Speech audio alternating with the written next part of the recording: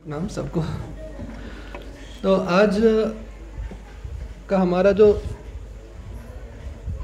Topic है वो ऐसा है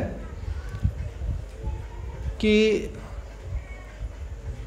भक्तीत उद्धार केले तर उद्धार होना नहीं। अगर हमने भक्ति में उद्धार किया तो उद्धार नहीं होगा। तो आप देखते हैं बहुत सारे शॉप्स पे ऐसा लिखा रहता है कि यहाँ हम उधार में चीज़ें नहीं देते, है ना। बहुत सारे जो शॉपकीपर होते हैं, कुछ तो बहुत ही दयालु होते हैं, एकदम दिलदार होते हैं, बोलते हैं ले जाओ कल दे देना। लेकिन बहुत सारे जो प्रोफेशनल होते हैं वो उनके वहाँ लिखा रहता है कि यहाँ पे कोई भी सामान उधार में नहीं मिलता। तो वही उधार मैं कह रहा हूँ, उधार की ही बात कर रहा हूँ कि अगर हम उधार करेंगे कि भक्ति कर लेंगे, आज नहीं कर लेंगे, अभी समय नहीं है कि मैं भक्ति करूं, या मेरा बच्चा बहुत छोटा है तो ये बच्चा भक्ति करे, ये कोई जरूरी नहीं, ये कर लेगा, बहुत समय है, अभी बुढ़ापा बहुत दूर है कि नहीं। मैं अभी थोड़े ना मरने वाला हूँ, अभी तो बहुत पता नहीं कब मरेंगे, अभी तो बहुत जिंदगी है, कर लेंगे। तो ऐसे जो है हम लोग उधार कर करके हम लोगों ने बहुत ही समय व्यर्थ किया है इस जीवन में, और ऐसे ही हमने अनंत जीवन व्यर्थ कर दिए। इसी तरह से संसार के प्रपंच में हमने एक नहीं, दो नहीं, 2000 नहीं, 2 करोड़ भी नहीं, अनंत मनुष्य जीवन व्यर्थ कर दिए। 84 लाख में तो हम बहुत घूमे, 84 लाख में तो 84 लाख से भी ज्यादा बार घूम लिए सब लोग। अभी हम इसी संसार में है ना, हम कहाँ हैं, हम भौतिक संसार में। तो भौतिक संसार में हम कब से हैं, हम अनंत समय से, क्योंकि आत्मा जो है उसका कभी अंत नहीं होता। आत्मा एक शरीर से दूसरे शरीर में जाता है। देहिनोस्मिन् यथा देहे कौमारम यौवनम जरा तथा देहांतरा प्राप्ति धीरस्तत्र न मुह्यति, है ना। भगवद गीता 2 अध्याय 13वां श्लोक। देहिनोस्मिन् यथा देहे, तो जिस तरह से हम सब छोटे बच्चे थे, आज कोई दादी हो गई है, कोई परदादी बन गई है, लेकिन सब छोटे थे सब बहुत छोटे थे। कौमारम, इसी शरीर में हम छोटे थे ना। ये शरीर छोटा था, ये शरीर, और वही शरीर बड़ा हुआ। कौमारम यौवनम, जैसे अभी ये मैंने देखा था इन लोगों को 10 साल पहले बहुत छोटे थे, अब बड़े हो रहे हैं, अब ये यौवनम में जा रहे हैं, बड़े हो रहे हैं। पर देखते देखते ये यौवन में चले जाएंगे, हम बुढ़ापे में चले जाएंगे, है कि नहीं। फिर ये बुढ़ापे में तो इनके आगे वाले यौवन, यह तो चलता जाएगा। मतलब यौवनम में आएंगे, फिर बुढ़ापे में जाएंगे, यौवनम जरा, भगवान कह रहे हैं। तो ये होना है, ये एक बार नहीं हुआ है हमारे साथ कि इस बार हो रहा है, बहुत दुख की बात है, अरे मैं तो अब यौवन था, अब बुढ़ापे में जा रहा हूं। ऐसे एक बार नहीं हुआ है आपके साथ पहली बार, ये अनंत बार हो चुका है। लेकिन इतने बार होने के बाद भी हम उधार क्यों कर रहे हैं, ये सोचने वाली बात है। इतना सुनने के बाद भी, समझने के बाद भी, और इतना एक्सपीरियंस करने के बाद भी, आत्मा हम देहिनोस्मिन् यथा देहे, तो इस देह में एक देही है। देह जो है वो शरीर है, देह में एक देही है, वो देही है आत्मा। देहिनोस्मिन् यथा देहे, इस शरीर के अंदर जो है वो आत्मा है, मतलब वो हम है, हम आत्मा है। ये शरीर यंत्र है। शरीर क्या है, यंत्र, सिर्फ एक शरीर मशीन है। उस मशीन में हम बैठे हैं, आत्मा। हम लोग सब भगवान के अंश हैं और हम आत्मा है। तो हम इस शरीर में बैठे हैं और हम क्या सोच रहे हैं, हम सोच रहे हैं कि ये शरीर ही हम हैं। क्यों? क्योंकि आईने में जब देखते हैं तो आत्मा तो दिखाई नहीं देती, धर्मात्मा दिखाई देता है। मतलब हम अपने शरीर को देखता है, अपना चेहरा देखता है कि नहीं, और रोज उसको बालों को तेल लगाते हैं, बाल बाते हैं, ये करते हैं, तो हमको क्या लगता है हम यही है, हम ये नहीं है। तो श्रील प्रभुपाद कहते हैं कि शरीर एक कार के जैसा है और ड्राइवर जो है वो आत्मा है। ड्राइवर कौन है? वो आत्मा है। लेकिन बस ये है कि इस कार को, ये जो कार है, अंदर कौन बैठा है? ड्राइवर है ना, ड्राइवर होता है आत्मा। बस ये है कि इस शरीर को थोड़े बाल है कि नहीं, थोड़े आंखें हैं जो बहुत सुंदर है, हाँ। तो हम क्या सोचते हैं कि ये हम है, ये नॉर्मल कार जैसा नहीं है। नॉर्मल कार कैसा है? एक बार जो बन के आ गया, राइट। इसको खाना भी डालो और खुद अपने हाथों से अपने मुंह में, तो लगता है अरे वाह ये मैं खाना खा रहा हूं।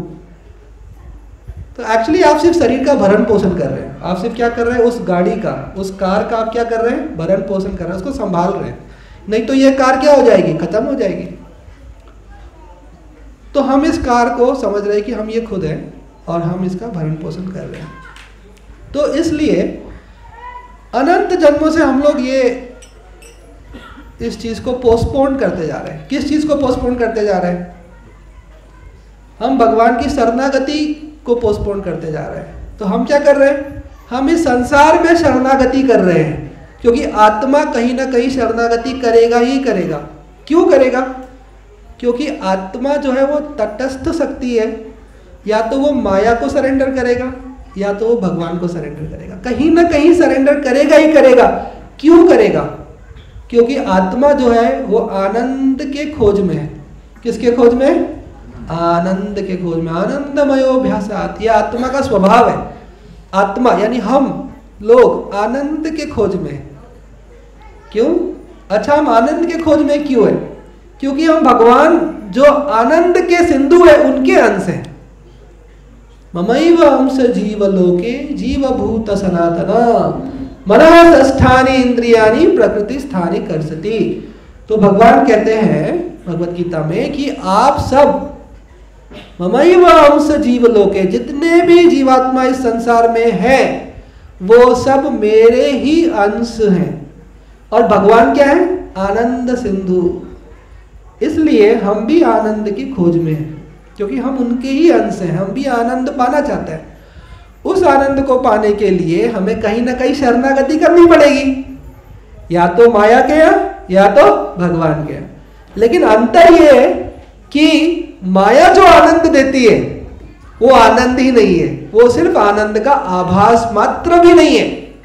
लेकिन क्योंकि हमने अभी तक भगवान का जो अलौकिक आनंद है उसका हमने रस प्राप्त नहीं किया है, इसलिए हमें लगता है कि संसार में जो मिल रहा है वही आनंद है। ये हमारा दुर्भाग्य है। तो हम लोग जो है अनंत काल से आनंद के खोज में, अनंत काल से आनंद की खोज में, पर हमें आनंद का, कहते हैं ना, बिंदु भी नहीं मिला। हमें आनंद नहीं मिला। हमें सिर्फ लगता है कि इस संसार में आनंद है। हमें लगता है कि आनंद कभी ना कभी तो मिलेगा। उसी के खोज में हम अनंत जन्म बिता चुके हैं। तो श्रीमद् भागवत में बहुत अच्छा श्लोक है, आप लोग भी मेरे साथ गा सकते हैं। श्री प्रहलाद महाराज कहते हैं, मतिर्न कृष्णे परता स्वतो वा, मतिर्न कृष्णे परता स्वतो वा, मिथोभिपद्येत गृहव्रतानां, मिथोभिपद्येत गृहव्रतानां, अदान्तगोभिर्विशतां तमिश्रम्, अदान्तगोभिर्विशतां तमिश्रम्, पुनश्च पुनश्चर्वितचर्वितानां, पुनश्च पुनश्चर्वितचर्वितानां, मतिर्न कृष्णे परता स्वतो वा, मतिर्न कृष्णे परता स्वतो वा, मिथोभिपद्येत गृहव्रतानां, मिथोभिपद्येत गृहव्रतानां, अदान्तगोभिर्विशतां गोभिर्विशतां तमिश्रम् अदान्तगोभिर्विशतां तमिश्रम् पुनश्चर्वितचर्वितानां पुनश्चर्वितचर्वितानां। बहुत ही अच्छा श्लोक है ये। तो श्री प्रहलाद महाराज कह रहे हैं कि जो व्यक्ति गृहव्रतानां, जो व्यक्ति सांसारिक सुख से, अपने गृह से, घर से, ममैति मतलब मेरे परिवार, मेरा घर, मेरा संसार, मेरी पत्नी, मेरे बच्चे, मेरा जमीन जगह, ये जो है यह है गृहव्रतानां। तो देखिए हम लोग सब लोग जो हैं किसी न किसी घर से हैं, और भगवान की दया से हमें एक तो शरीर मिला है, मानव शरीर, जो हमारा नहीं है, लेकिन इससे जुड़ा हुआ सब हमारा है, ये हम सोचते हैं। मैंने क्या कहा? सबसे पहले तो ये मानव शरीर जो भगवान ने हमको दिया है, माँ के गर्भ में ये शरीर बना है, वहीं पे ये सब धीरे धीरे एक ऐसा लड्डू जैसा था, हा? वो धीरे धीरे उसमें सिर निकला, हाथ निकले, पैर निकले, और धीरे धीरे धीरे ये शरीर बना। ये सारे नस मांसपेशियां सब हड्डियां सब भगवान ने बना के दी। तो ये शरीर जो कि हमारा नहीं है, लेकिन हम क्या सोचते हैं, ये शरीर से जो भी जुड़ा है वो सब हमारा है। देखिए बस यही है माया, है कि नहीं? और हर वक्त ये माया हमको ये एहसास कराती है, क्या एहसास कराती है? नहीं, ये सब तुम्हारा है, ये सब क्या है? तुम्हारा है कि नहीं? एक छोटा बच्चा है, जैसे मेरी बेटी मुझे कहती है पप्पा पप्पा, उसका फीलिंग बहुत सही है, वो बहुत परफेक्ट फील कर रही है कि मैं उसका पापा हूँ ये। लेकिन वो माया कैसे आपको, जो संसार है वो आपको हर वक्त क्या फील कराती है? ये आपका है, ये संसार किसका है? आपका है। जब शरीर ही आपका नहीं है, संसार आपका कैसे हुआ? लेकिन हम ये भूल जाते हैं, ये हम सोचते भी नहीं है, क्योंकि हम सोचना नहीं चाहते हैं। हम सोचना नहीं चाहते क्योंकि हम उसमें आनंद ढूंढ रहे हैं। तो प्रॉब्लम क्या है कि हम संसार में आनंद ढूंढ रहे हैं। हमें अभी भी यकीन है कि संसार में क्या है? आनंद है। तो ये क्या कह रहे हैं? मतिर्न कृष्णे। तो ऐसे लोगों के बुद्धि में कभी भी कृष्ण भक्ति जाग ही नहीं सकती।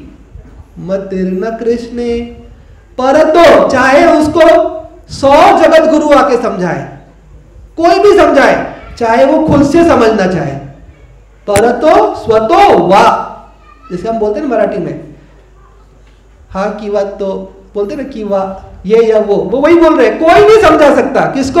गृहव्रतानां, जो अपने घर गृहस्थी से बहुत ज्यादा क्या है? आसक्त है। क्या नहीं, कौन नहीं समझा सकता? कोई भी नहीं समझा सकता। परतो मतलब कोई भी दूसरा आकर, स्वतो मतलब खुद से।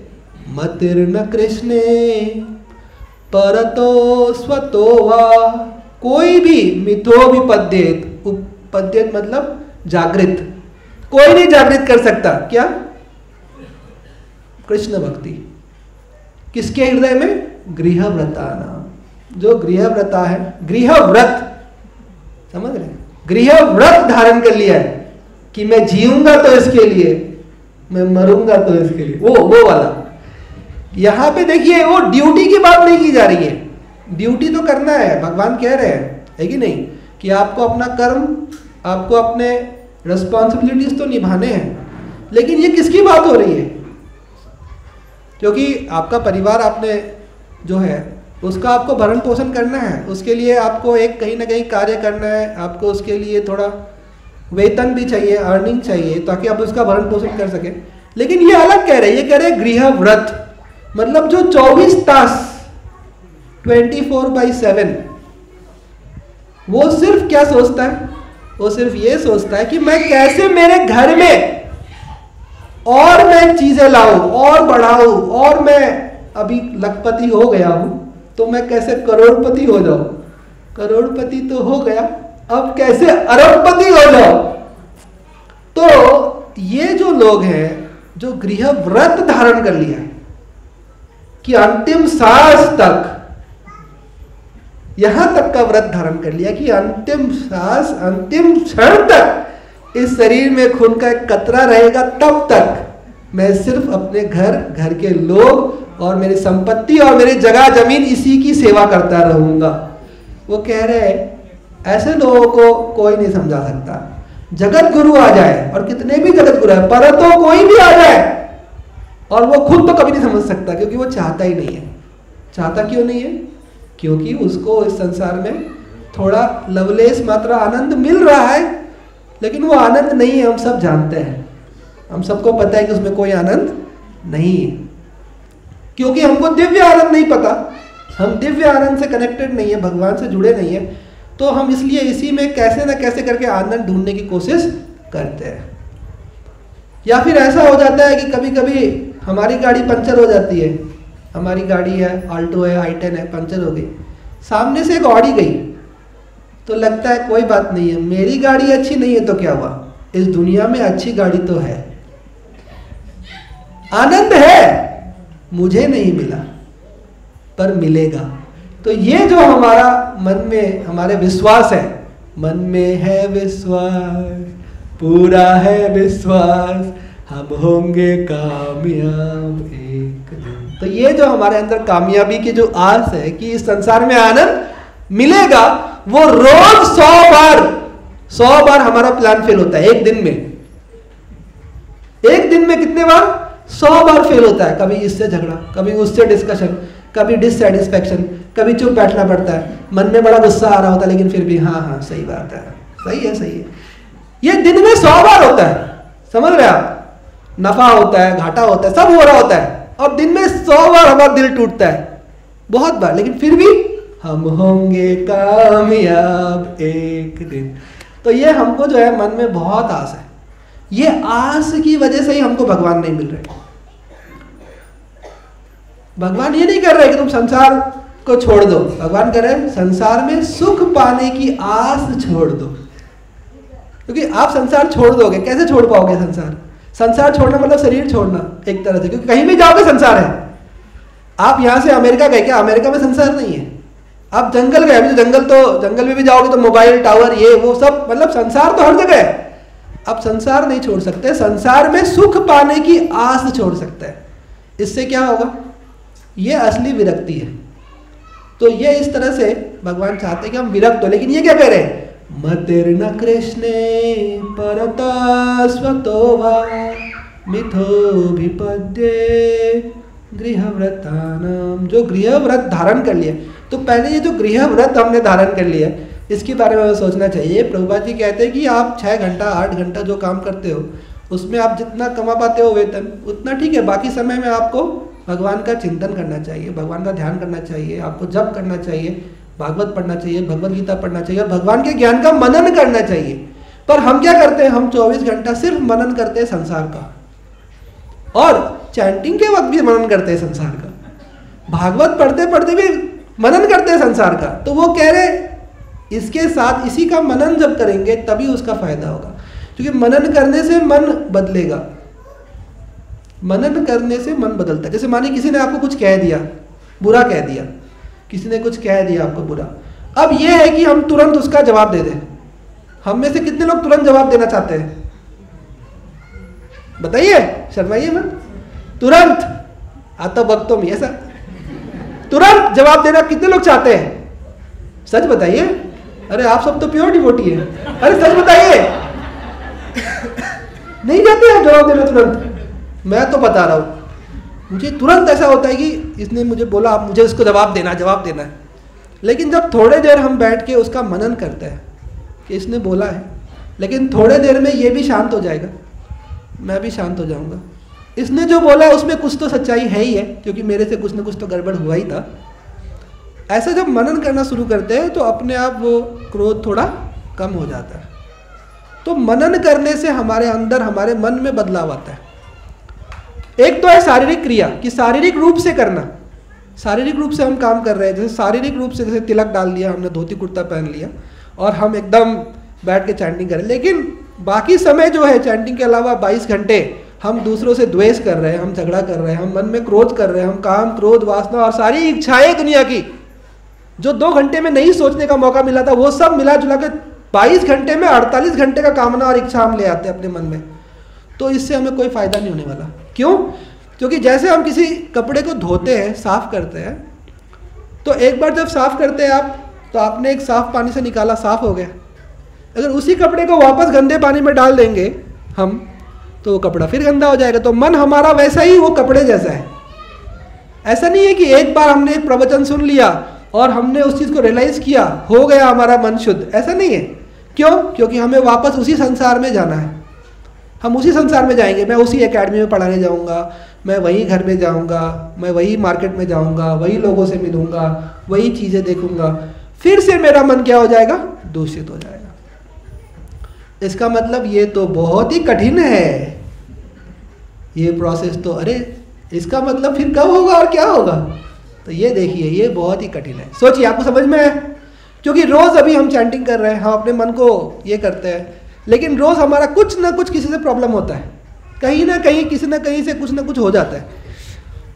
तो इसका मतलब बार बार हमारा मन फिर वही गंदे पानी में चले जाता है, वही काम क्रोध लोभ मोह मद मात्सर्य में फिर चले जाता है, और फिर से मन गंदा होकर निकल के आता है, और फिर हम चैंटिंग वाले पानी में डालते हैं, फिर धोते हैं उसको, लेक्चर सुनते हैं, फिर धोते हैं, साफ करते हैं, हाँ, सुबह सुबह, और फिर घूमते फिरते हम वापस आते दिन में एकदम कि अब तो मैं एकदम I am going back home, back to God and मैं जा रहा हूँ। लेकिन वही हमको दूसरा बाल्टी मिल जाता है गंदा, फिर डाल देते मन को, फिर देखते अरे ये तो फिर गंदा हो गया, आता मी कभी जाणार परत back home back to God, तो फिर हम उसको लेके आते हैं फिर। तो हमारा ये प्रोसेस चालू है और ये चालू ही है। तो अब बताइए फिर हम लोग जाएंगे कैसे? तो ये तो बहुत बड़ी समस्या है। तो इसका सोल्यूशन क्या है? तो ये जो है भगवत गीता में एक और बहुत ही अच्छा श्लोक है, मतलब बहुत ही सुंदर श्लोक है, जिसमें भगवान कहते हैं कि हमारा प्रॉब्लम क्या है। तो हमारा प्रॉब्लम यही है जो इन्होंने बताया, प्रहलाद महाराज ने बताया। फिर आगे वो कहते हैं अदंत गोभीर विशताम तमिश्रम। अदांत गोभीर मतलब who is too much attached to sensual enjoyment. जैसे खाने में के लिए हमेशा एकदम टेस्टी टेस्टी, एकदम तिखट चाहिए हमको, एकदम गजब स्वादिष्ट, थोड़ा भी स्वाद कम हुआ तो अदांत गोभीर, सेंसेस से बहुत एंजॉयमेंट। सुनने के लिए हमेशा कान में ईयरफोन, म्यूजिक और वीडियो और यूट्यूब इंस्टाग्राम चलते रहना चाहिए, जोक्स और कॉमेडी, अदांत गोभीर, too much attach to sensual enjoyment. वो बोल रहे हैं विशताम तमिश्रम। तमिश्रम मतलब hellish condition of life. Hellish condition of life मतलब 84 लाख योनि। भगवान बोल रहे हैं देख लो, सारे योनियों को देख लो तुम मोबाइल में, क्योंकि तुमको यही बनना है। 84 लाख योनि वेट कर रहे हैं तुम्हें, तुम देखते रहो, एंजॉय करो। वो वही कह रहे हैं अदंत गोभीर। तो ये सेंसेस के एंजॉयमेंट, ये गृहव्रत, दो चीज बोल दिया। पहला क्या बोला? गृहव्रत, मैं, मेरा परिवार, मैं पालक हूं, भगवान तो कोई नहीं है। वो तो सोच भी नहीं रहा कि इसको भगवान ने जन्म दिया है। पैदा होते ही माँ के स्तन में दूध आया, वो दूध भगवान ने दिया है। जितना अन्न मिल रहा है संसार में खाने को, वो सब भगवान ने दिया है। नहीं नहीं, मैं पालक हूं, मैं लाता हूं, ये खाते हैं, ये जीते हैं, गृहव्रत मैं संभालूंगा। भक्त भी तो अपने घर का पालन करता है, लेकिन वो ऐसा नहीं सोचता। वो सोचता क्या है कि ये सब कौन दे रहे हैं? भगवान दे रहे हैं। तो वो जो भी घर में बनाता है वो भगवान को ऑफर करता है with full respect and understanding कि ये भगवान दे रहे हैं। ये सब, इसका भरण पोषण कौन कर रहा है? भगवान कर रहे हैं। ये गृहस्थ और वो है गृहव्रत, गृह मेधी, ये अंतर है। गृहस्थ, एक गृहस्थी तो डिवोटी का भी होता है, भक्त का भी होता है, लेकिन उसमें वो क्या सोचता है? उसमें वो भगवान को प्राधान्य देता है और भगवान की सेवा करने के लिए खुद, अपने परिवार, अपने बच्चों, सबको उसमें वो इंस्पायर करता है कि आप भी भगवान की सेवा करें। ये गृहस्थ जीवन है, क्योंकि वो समझता है कि ये शरीर भी मेरा नहीं है, तो ये शरीर से जुड़े हुए तो मेरे बिल्कुल भी नहीं है। लेकिन संसार में उसको पता है कि शरीर तो मेरा नहीं है, लेकिन बाकी सब मेरा है। तो ये अंतर है गृहस्थ और गृहमेधी या गृहव्रतधारी को गृहमेधी कहता है। यहाँ पे वो दूसरा क्या बता रहे हैं? अदांत गोभीर। अगर हम अपने सेंसेस से बहुत अटैच्ड हैं, सेंसेस 5 ही है हमारे, देखिए क्या क्या है। एक तो रसना, ये जीव, इसको स्वाद चाहिए, स्वाद। एक हमारी आंखें, इसको सुंदर सुंदर दृश्य चाहिए, है कि नहीं?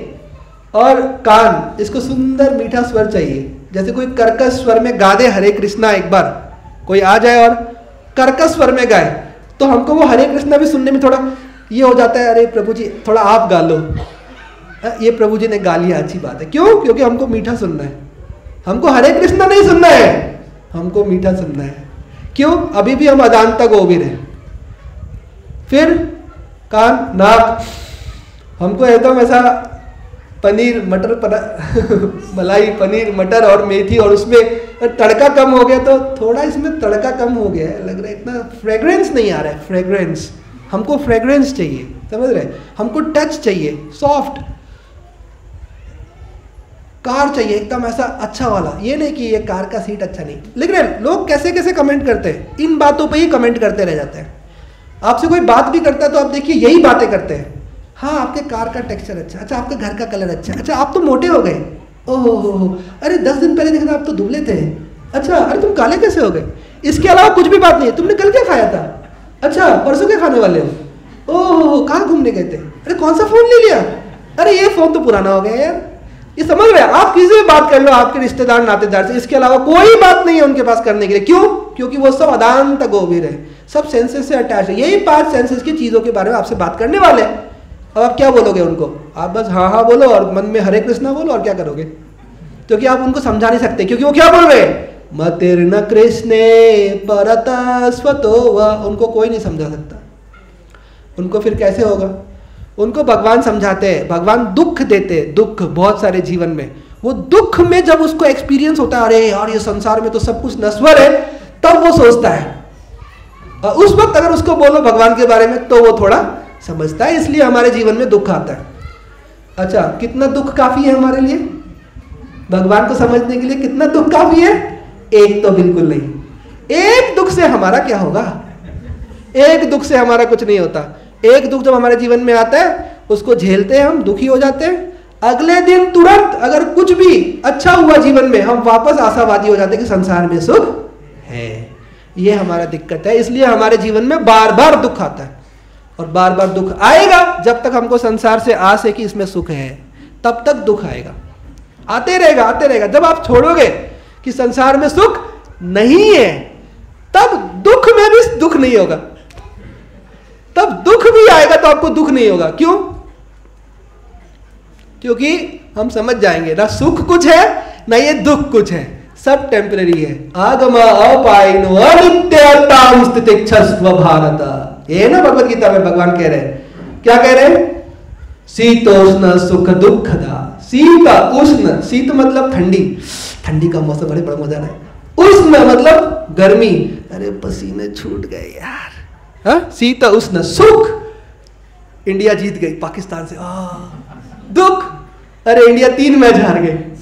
मतलब ये जो है शीत उष्ण, ठंडी गर्मी, सुख दुख, भगवान कह रहे हैं आगम अपायनो, आएगा जाएगा, दोनों अनित्य है। दोनों क्या है?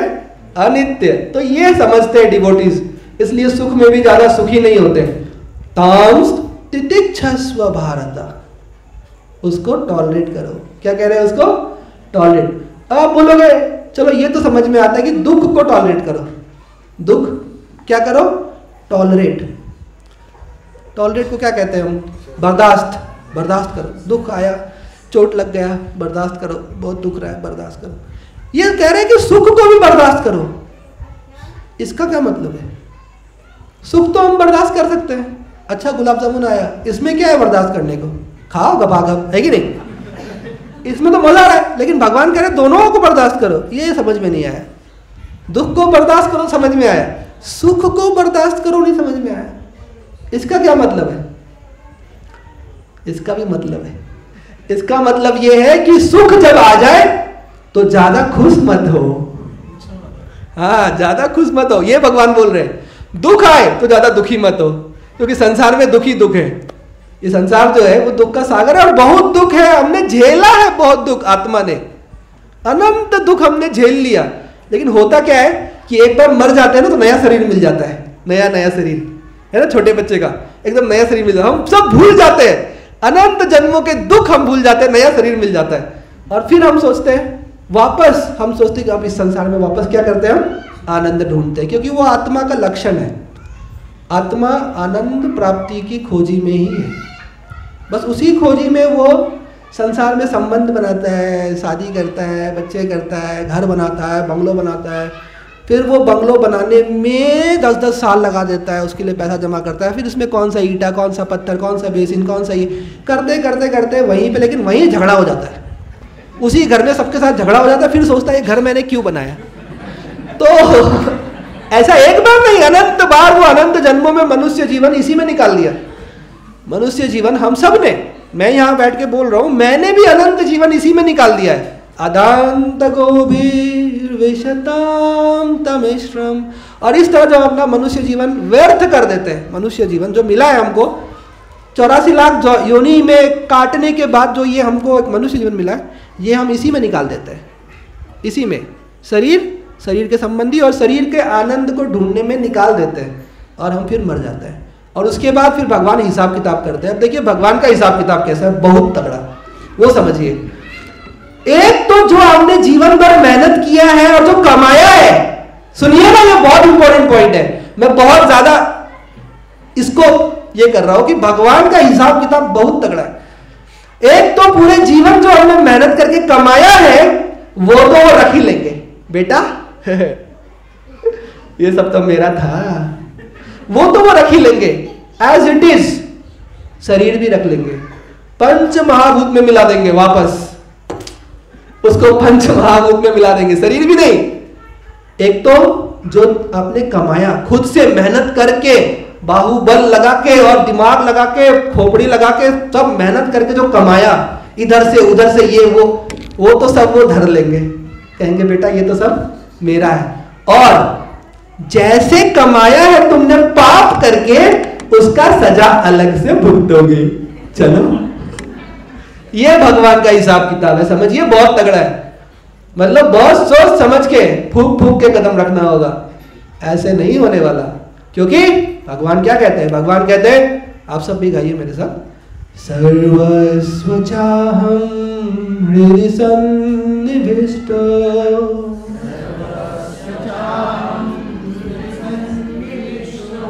सर्वस्व चाहं हृदि सन्निविष्टो,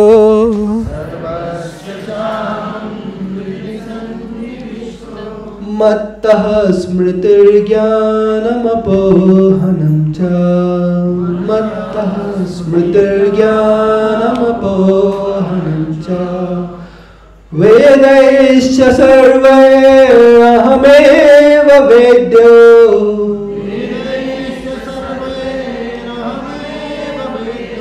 वेदान्तकृत् वेदविदेव चाहम्,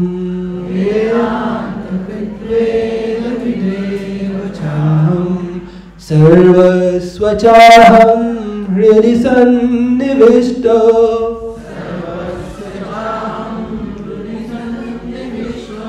मत्तः स्मृतिर्ज्ञानमपोहनं च,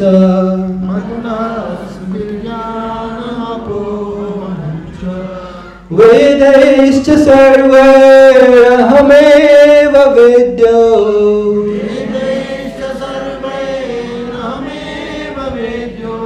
वेदान्तकृत् वेदविदेव चाहम्।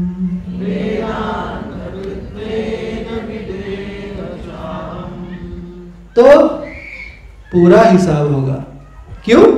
क्योंकि सर्वस्व चाहं हृदि सन्निविष्ट, मैं सबके हृदय में ही बैठ गया हूं, अंदर ही बैठ गया हूं, ये भगवान कह रहे हैं।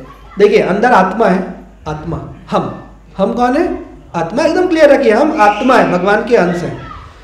उस आत्मा के अंदर परमात्मा, उस आत्मा के अंदर कौन बैठा है? परमात्मा अंदर बैठा है। एक्चुअली दो है, हृदय स्थान है, हृदय में दो है, आत्मा और परमात्मा। तो भगवान बोल रहे हृदय सन्निविष्ट हो, मैं वहीं बैठा हूं, चिंता मत करो। हाँ, और मैं क्या कर रहा हूं वहां बैठ के? ऐसा नहीं कि मैं कुछ नहीं कर रहा, मैं वहां बैठ के सब देख रहा हूं, जो तुम्हें लगता है कि कोई नहीं देख रहा है। कभी कभी हमको लगता है ना, हम सोचते दूसरों के बारे में बुरा सोचते हैं, सोचते कभी कभी बुरा, इसने मुझे ऐसा बोला, नहीं बोलना चाहिए था, है कि नहीं। 20 साल से हमारी रिश्तेदारी है, फिर भी इसने मुझे ऐसा बोला, अच्छा आदमी नहीं है। ये हम जो सोच रहे हैं, हम क्या सोच रहे हैं? कोई नहीं जानता, समझ रहे हैं? सिर्फ मैं सोच रहा हूं, सिर्फ मैं जानता हूं कि मैं क्या सोच रहा हूं। लेकिन भगवान क्या कह रहे हैं? तू जो नहीं जानता ना, वो भी मैं जानता हूं। ये भगवान कह रहे हैं। मतलब भगवान कहते हैं कि वर्तमान, भूत और भविष्य तेरा वो सब मैं जानता हूं, और तुम जो एक एक वक्त, एक एक क्षण जो तुम सोचते हो, वो भी मैं जानता हूं। ये भगवान कहना चाहता है कि मत्तः स्मृतिर, मैं ही तो तुम्हें स्मृति देता हूं, और तुम क्या सोचते हो? नहीं नहीं, ये तो मेरा स्मरण है, मैं याद कर रहा हूं, मैं फिजिक्स पढ़ा रहा हूं, ये डेरिवेशन तो मुझे याद है। नहीं नहीं, मैं फिजिक्स पढ़ाता हूं चैतन्य अकेडमी में, तो मैं सोच सकता हूं ना डेरिवेशन करते वक्त कि अरे यार ये मैंने कितना अच्छा पढ़ा दिया। ऐसा कभी कभी लगता है मुझे, जब मैं कोई चीज बहुत अच्छा पढ़ाता हूं तो मुझे लगता है अरे मैंने कितना अच्छा बता दिया। लेकिन भगवान कह रहे हैं नहीं नहीं नहीं नहीं, वो जो स्मृति है तुम्हारा, फिजिक्स का स्मृति, ये पूरा शरीर, ये न्यूरॉन सेल्स, ये पूरा बॉडी, ये तुम्हारा हाथ जो चल रहा है, पैर चल रहा है, तुम जो इतना स्टाइल मार रहे हो, सब मैंने दिया है। मत्तः स्मृति, वो स्मृति मैंने दी है तुमको, तुम्हारा नहीं है। लेकिन हम भूल जाते हैं। मत्तः स्मृतिर ज्ञानम, और ज्ञान अपोहनम, वो ज्ञान लेता भी मैं ही हूं। कभी कोई क्वेश्चन नहीं बनता, अटक जाता है, तो हम सोचते रहते हैं ये क्या होगा, कैसे होगा। वो एक्चुअली भगवान ही अपोहनम कर लेते हैं, ले लेते हैं।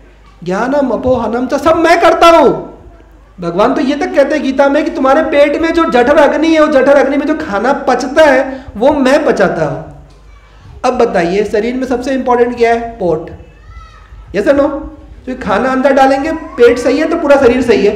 वो पेट में जो जठर अग्नि है, वहां जो पाचन क्रिया हो रही है, भगवान बोल रहे हैं वो अग्नि भी मैं हूं। एक्चुअली सब भगवान ही है, बट भगवान उसको थोड़ा सब्सटेंशिएट कर रहे हैं कि तुम्हारे जितने भी इंपॉर्टेंट चीजें वो सब मैं हूं, मुझसे आ रहा है, और तुम मुझे ही रफा दफा कर दिए हो, तुम मुझे ही साइड कर दिए हो, साइड। ये दिक्कत है। तो हमारे साथ दिक्कत ये है कि हम बिल्कुल नहीं रियलाइज कर रहे हैं कि हमारा इस शरीर पे कोई कंट्रोल नहीं है।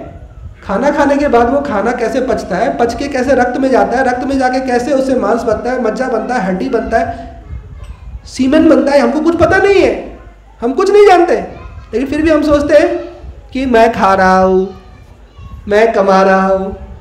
एक और श्लोक मेरे साथ का, ये बहुत ही सुंदर है। प्रकृते क्रियमाणानि गुणै कर्माणि सर्वशः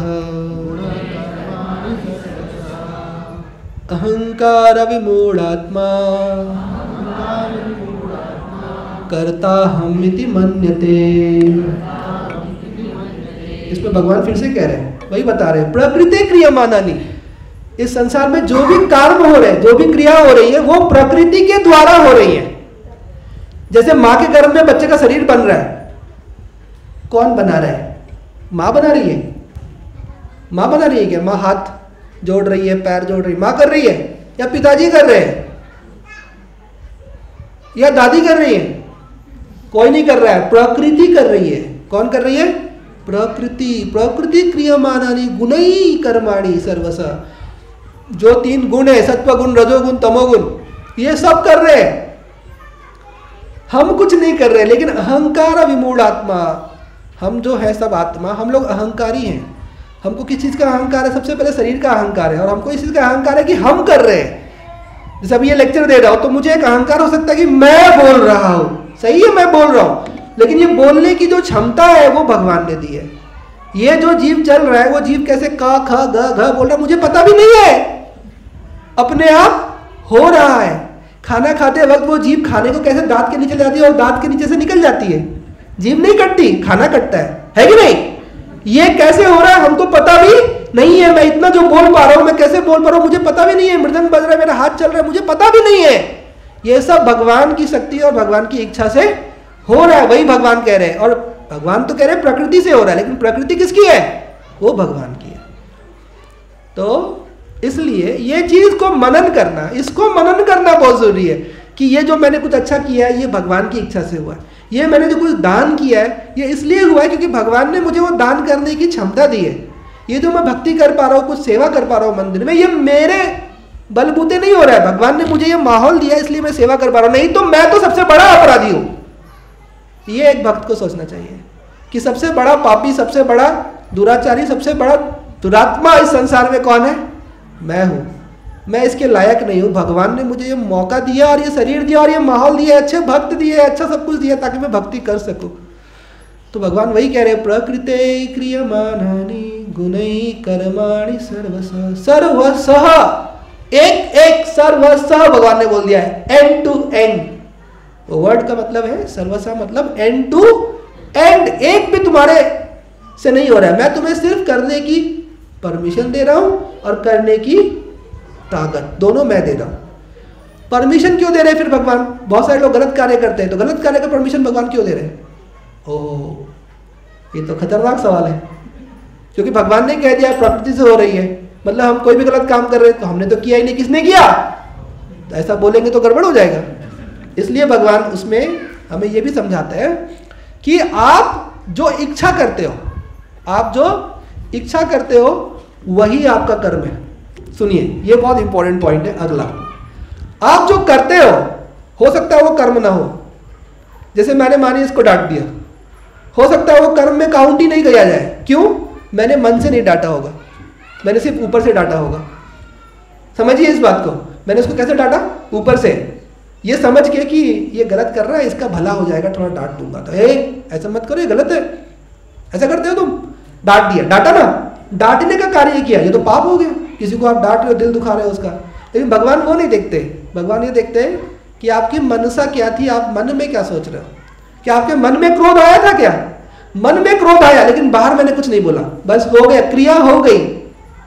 क्रिया करने से नहीं होती, क्रिया मन में सोचने से होती है, मन की स्थिति से क्रिया होती है, ये समझिए। कोई भी हो, क्रोध का भाव आया हो, काम का भाव आया हो, इच्छा, द्वेष, अहंकार, कुछ भी आया हो। जैसे मानिए कोई आया, वो मुझे माला पहना रहा है कि अरे वाह वाह कितने अच्छे हैं आप, और मैंने नहीं नहीं माला मत पहनाओ, मुझे बिल्कुल ये सब पसंद नहीं है, पैर मत छुओ। लेकिन मन में ये था कि सही है, माला तो मुझे ही पहनाना चाहिए था। तो हो गया, वो क्रिया हो गई। भगवान ही वो नोट कर लिए कि तुम्हारे मन में ये क्रिया हो गई है। तो मनसा क्या है, ये बहुत इंपॉर्टेंट है कोई भी कार्य करते वक्त। इसलिए पहले हमें ये मनसा बनानी चाहिए हमेशा कि जो भी कार्य मेरे हाथों से हो रहा है, ये इसमें बस मेरी एक इच्छा जरूर है, एक इच्छा मात्र वाला पार्ट मेरा है कि हाँ मैं इच्छा कर रहा हूं कि मैं थोड़ी सेवा कर दूं, लेकिन जो वो सेवा हो रही है मेरे शरीर से, वो प्रकृति के द्वारा हो रही है। तो वो इच्छा जो है, वो इच्छा का क्रेडिट हमको जाता है। लेकिन वो इच्छा भी कब होती है? जब हमको कोई सत्संग मिलता है, तो फाइनली वो क्रेडिट भगवान को जाता है। क्योंकि अनंत जन्मों से भगवान जो है हमको सत्संग देने की कोशिश कर रहे हैं। भगवान के पास कितने यूनिवर्स, कितने अनंत कोटि ब्रह्मांड है भगवान के पास। मानिए इस ब्रह्मांड में आपने भक्ति की, आपकी भक्ति पूरी नहीं हुई, तो वो अगले जन्म में आपको फिर दूसरा देंगे। फिर से एक श्लोक आइए मेरे साथ, नेहा विक्रम नासोस्ति स्वल्प वायो न विद्यते स्वल्पम अपि अस्य धर्मस्य त्रायते महतो भयात्। तो भगवान कह रहे हैं कि आपने जो थोड़ी सी भक्ति की ना, थोड़ी सी भी, स्वल्पम अपि अस्य धर्मस्य, वो वर्ड यूज किया स्वल्प। स्वल्प मतलब थोड़ा, स्वल्पम अपि अस्य धर्मस्य। ये जो डिवोशनल सर्विस है, ये जो भक्ति है, जो सेवा जो मंदिर में हम लोग करते हैं, ये थोड़ा भी आपने किया तो मैं क्या करूंगा?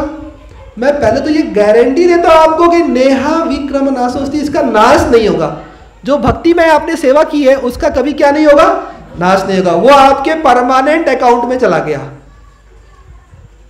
ये पैन का फुल फॉर्म क्या होता है? वही होता है क्या? Permanent account number. वो आपके परमानेंट अकाउंट में चला गया है। क्या? स्पिरिचुअल क्रेडिट्स, भक्ति, उसका नाश नहीं होगा। और दूसरा क्या कह रहे हैं? तो गारंटी दिया, नेहा विक्रम नासोस्ति, इसका कभी नाश हो ही नहीं सकता, क्योंकि ये दिव्य आपने काम किया है। स्वल्पम अपि अस्य, लेकिन थोड़ा भी आपने किया तो मैं क्या करूंगा आपको? त्रायते महतो भयात्। जो ये डर है, महतो भया भय, 84 लाख योनि है, मैं बचाऊंगा। तो कैसे बचाऊंगा? मेरे पास अनंत कोटि ब्रह्मांड है। कितने ब्रह्मांड है? अनंत कोटि, जिसका कोई अंत नहीं है। जहां भी कहीं भक्ति चल रही होगी वहां किसी ना किसी वैष्णवी के गर्भ में पहुंचा दूंगा, चिंता मत करो, वहां पहुंचा दूंगा, फिर भक्ति चालू हो जाएगी। इसलिए डरने की कोई बात ही नहीं है, क्योंकि अनंत कोटि ब्रह्मांड है भगवान के पास, और वहां अनंत कोटि मंदिर है, इस्कॉन टेम्पल्स है, अनंत कोटि। ऐसा नहीं है, अनंत कोटि ब्रह्मांड में अनंत कोटि स्कोप है। और जहां जहां एक भक्त का भक्ति इतना हुआ, भगवान अपने भक्त से इतना प्रेम करते हैं कि इसके लिए भगवान अपना सर्वस्व निछावर कर सकते हैं। सर्वस्व, ये एक श्लोक और गाइए मेरे साथ, ये मुकुंद माला स्तोत्र का है। किसका है ये? बहुत ही सुंदर है, आपको बड़ा आनंद आएगा ये श्लोक गाकर। तो जिसमें भगवान ये कह रहे हैं कि मैं मेरे भक्त के लिए सब कुछ निछावर कर सकता हूं। तो आइए हम लोग गाते हैं।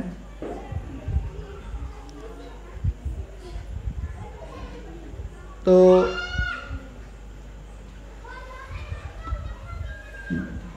थोड़ा लंबा श्लोक है, थोड़ा कोशिश करिए। नाथे न पुरुषोत्तमे त्रिजगताम् एकाधिपे चेतसा सेव्ये स्वस्य दातरि परे नारायणे तिष्ठति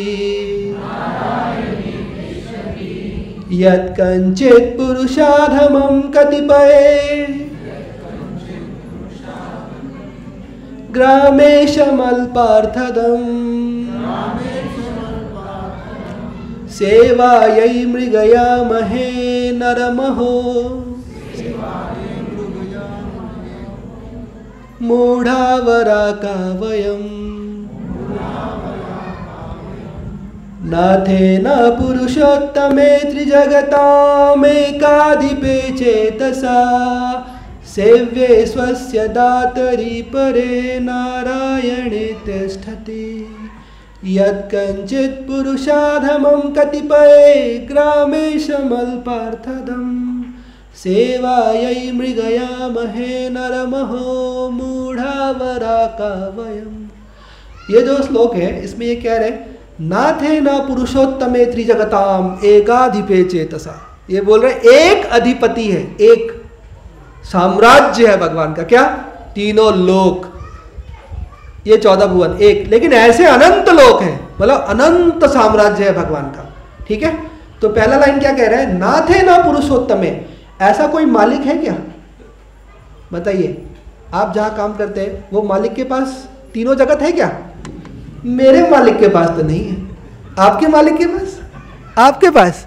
किसी के मालिक के पास भी तीनों जगत की अधिपति नहीं है। वो कह रहे हैं कि ऐसा नाथ कहां मिलेगा? नाथे न पुरुषोत्तमे, पुरुषोत्तम जैसा नाथ कहां मिलेगा जो त्रिजगताम एकाधिपति, एकाधिपे, समझ में आ रहा है?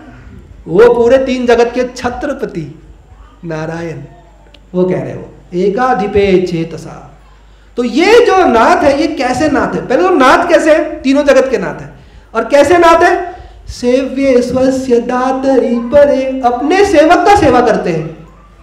सेव्ये स्वस्य दातरि परे, अपने जो सेवक हैं उनकी क्या करते हैं? वो सेवा करते हैं भगवान।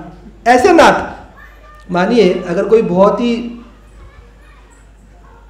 पैसे वाला, बहुत ही समृद्ध व्यक्ति है, तो समृद्ध है, उसके पास बहुत अनंत, यहाँ पे बहुत सारा, जैसे बारामती में है बहुत समृद्ध लोग हैं, बहुत पैसा है, सब कुछ है, तो वो क्या कभी अपने घर में कोई जो काम कर रहा है सर्वेंट, क्या कभी वो उसकी सेवा करेगा? उसको बोलेगा आज तुम खाना मत बनाओ, मैं बनाता हूँ, तुम खाओ। और क्या वो उसको उतने प्रेम से परोस के बोले तुम खाओ, अच्छे से खाओ, एक पूड़ी दो पूड़ी, अरे खाओ? ऐसा कोई नहीं मिलेगा। कर भी देगा तो एक दिन कर देगा, और करेगा भी तो उस दिन प्रेस कॉन्फ्रेंस बुला लेगा, सबको न्यूज फैला देगा कि आज मैंने ये कार्य किया है। क्योंकि ऐसे ही करते हैं लोग, कोई भी बड़ा कार्य करते हैं तुरंत सबको बुला लेते, देखो मैं ये बड़ा कार्य करने जा रहा हूं। उसको गुप्त रूप से कोई नहीं करता। कि जैसे कोई आ गया इस्कॉन मंदिर को आके 1 करोड़ दान दे दिया और बोला मेरा नाम मत लेना, ऐसा कहां मिलेगा? कोई नहीं मिलेगा। वो बोलेगा 1 करोड़ दे रहा हूं मैं, तो किस किस पत्थर पे मेरा नाम लिखवाओगे, पहले ये बता दो। लेकिन भगवान कैसे है? भगवान कह रहे हैं, यहाँ पे वो बता रहे हैं भगवान के बारे में कि एक तो वो तीनों जगत के स्वामी है, स्वामी मतलब सब उनके हिसाब से चलता है, कर्तुम अकर्तुम अन्यथा कर्तुम कर। वो इस संसार में जो नियम है वो नियम फॉलो कर सकते हैं, वो नियम के विरुद्ध जा सकते हैं, वो नियम को बदल सकते हैं। कर्तुम अकर्तुम अन्यथा कर्तुम, वो है भगवान। एक अधिपति है भगवान का, एक साम्राज्य सब भगवान का है। जितने 33 करोड़ देवी देवता सब भगवान के अंडर हैं। वो है श्री कृष्ण हमारे भगवान। तो ये बता रहे हैं कि नाथ है न पुरुषोत्तम है, ऐसा तो नाथ नहीं है। ऐसा कोई स्वामी है इस संसार में जो तीनों जगत स्वामी, वो भी नहीं है। लेकिन ऐसा स्वामी है सेव्य स्वस्य दातरी परे नारायण तिष्ठति। वो नारायण अपना वैकुंठ छोड़ के अपने दास के पास बैठे सेवा करने के लिए कि कोई सेवा दे दो। मेरा दास जब चलता है तो वो दास की धूली मुझ पे पड़े, ये भगवान आकांक्षा करते हैं। इतना भगवान अपने भक्त से प्रेम करते हैं। लेकिन हम हमारे बारे में कहा है, फिर पहले भगवान के बारे में, फिर किसके बारे में? हमारे बारे में बोला गया है। लेकिन हम क्या है? मूढ़ावरा का वयम। हम जो है मूढ़ है, मूर्ख है। वराका मतलब गाय और खच्चर बैल है, ऐसा बोला है। वराका मतलब गाय खच्चर बैल। क्यों? क्योंकि हम ऐसे स्वामी को छोड़ के, ऐसे स्वामी ऐसे प्रभु को छोड़ के हम क्या कर रहे हैं? हम इस संसार में दूसरा स्वामी ढूंढ रहे हैं सेवा करने के लिए। सेवा यही मृगया महे, जैसे एक मृग की आंखें देखी आपने, हम एकदम हिरण की तरह कूद कूद के इस संसार में एक और स्वामी ढूंढ रहे हैं सेवा करने के लिए। और वो स्वामी कैसा है इस संसार का? वो स्वामी जो है संसार का यद कंचित पुरुषाधमम, वो पुरुषों में अधम है। हम कैसा स्वामी ढूंढ रहे हैं? हम जो स्वामी ढूंढ रहे हैं पहले तो वो पुरुषों में अधम है, अधम निकृष्ट। तो यद कंचित पुरुषाधमम, पुरुषों में अधम स्वामी तुम ढूंढ रहे हो। यद कंचित पुरुषाधमम कतिपय ग्रामेशम अल्पार्थदम, हो सकता है वो एक दो गांव का स्वामी हो। तो देखिए वो क्या बता रहे हैं कि हमें बिल्कुल भी अक्ल नहीं है। क्या नहीं है? अक्ल नहीं है। क्यों अक्ल नहीं है? क्योंकि भाई तुम ऐसे स्वामी को, क्योंकि हमको दास तो बनना पड़ेगा क्योंकि हम आत्मा है। ये कॉन्सेप्ट ऐसा है कि तीन शक्तियां हैं, मतलब तीन तत्व हैं, एक भगवान, एक माया और एक हम जीव। हम बीच में। फिर से आप सब भी कर सकते हैं मेरे साथ, करिए। एक भगवान, एक माया और एक हम जीव। ये तीन तत्व हुए। तो भगवान की शक्ति, भगवान का धाम, योग माया, भगवान के अनंत कोटि वैकुंठ लोक, ये परा है। माया और हम आत्मा, ये अपरा। तो फिर समझिए, भगवान है, भगवान के धाम है, भगवान के संत हैं, भगवान के लोक हैं, वैकुंठ लोक है, भगवान का गोलोक धाम है। ये स्पिरिचुअल एंटिटीज है, आध्यात्मिक जगत। ये क्या है? आध्यात्मिक जगत। और हमारा जो ये संसार है, ऐसे अनंत कोटि ब्रह्मांड है, ये भौतिक जगत। भौतिक जगत, आध्यात्मिक जगत। आत्मा कहीं ना कहीं सरेंडर करता है। आत्मा जो है वो माया, ये जो संसार बना है माया का बना है। जैसे आप देख रहे हो, ये बन गया लकड़ी। ये लकड़ी कैसे बना? पेड़ में अपने आप बना ना, कि हमने बनाया? नहीं बनाया। वो मिट्टी कैसे बना? हम उसी से लेके फिर बनाते हैं। ये फोन कैसे बना? उसी मिट्टी में से सामान लेके फिर हम फोन बनाते हैं। यानी ये सब माया का बना है। तो हम क्या कर रहे हैं? हम इस संसार में एक स्वामी ढूंढ रहे हैं। क्यों ढूंढ रहे हैं स्वामी? आनंद के लिए। तो फिर से हम लेक्चर की शुरुआत में पहुंच गए। हमें फिर से अपेक्षा है कि ये स्वामी से मुझे आनंद मिलेगा। जॉब छोड़ दिया तुमने? हाँ। क्यों? उससे नहीं मिला आनंद। अब मैं दूसरा स्वामी ढूंढ रहा हूं। ढूंढ लिया? हाँ ढूंढ लिया। कैसा लग रहा है? बड़ा अच्छा लग रहा है। एक हफ्ते बाद क्या हुआ? बिल्कुल मजा नहीं आ रहा है। अब एक और स्वामी ढूंढूंगा। यही हमारा चलते जा रहा है। अनंत कोटि जन्मों से हम जो है स्वामी के बाद कभी स्वामी नहीं, कभी स्वामी ढूंढते जा रहे हैं। और इस तरह से हम कभी आनंद नहीं पा रहे। तो वो यही बता रहे हैं, तुम ये सब छोड़ो। अरे वो नाथ, वो जो भगवान है, श्री कृष्ण है, वो हाथ फैला के खड़े हैं। वो हाथ फैला के खड़े हैं। वो कह रहे हैं, यो माम पश्यति सर्वत्र सर्वत्र मयि पश्यति। तुम एक बार मुझे सिर्फ देखने की कोशिश कर लो, सिर्फ मैं तुम्हें दिखूंगा, तुम्हारा ठेका मैं ले लूंगा। मैं तुम्हें इतना साक्षात्कार दूंगा, हर दिन हर वक्त इतना साक्षात्कार दूंगा कि तुम मुझे भूल ही नहीं पाओगे। एक बार तो मेरी तरफ मुड़ के देखो, ये भगवान कह रहे हैं, यो माम पश्यति सर्वत्र। भगवान बस कह रहे एक बार तुम मेरी तरफ मुड़ के देखो, मुझे पहचानने की कोशिश करो कि ये भगवान ने सब निर्माण किया है और तुम आत्मा हो और मेरे दास हो, संसार के दास नहीं हो। एक बार ये सोच लो और एक बार ये ठोक बजा के बोल दो, मैं भगवान का दास हूं, माया का दास नहीं हूं। बस इतना एक बार बोल दो, बस तुम मेरे हो गए। अब तुम्हारा ठेका मेरा, चाहे 1 जन्म लगे चाहे 1000 जन्म लगे, तुम मेरे पास आओगे ही आओगे। क्यों? न थे न पुरुषोत्तमे त्रिजगताम, मैं तीनों जगत का स्वामी हूं। भगवान नहीं कह रहे, भक्त कह रहे हैं कि वो स्वामी है। तो वो हमें कहीं ना कहीं वापस, कहीं ना कहीं भक्ति के माहौल में हमें वापस पहुंचा देंगे, जहां पे हम वापस भक्ति में आगे बढ़ पाएंगे। तो ये चीज जो है भगवान गारंटी कर देता है। तो हम लोग का क्या था आज का टॉपिक, ये था कि उद्धार करते जाएंगे तो क्या नहीं होगा, उद्धार नहीं होगा। तो जब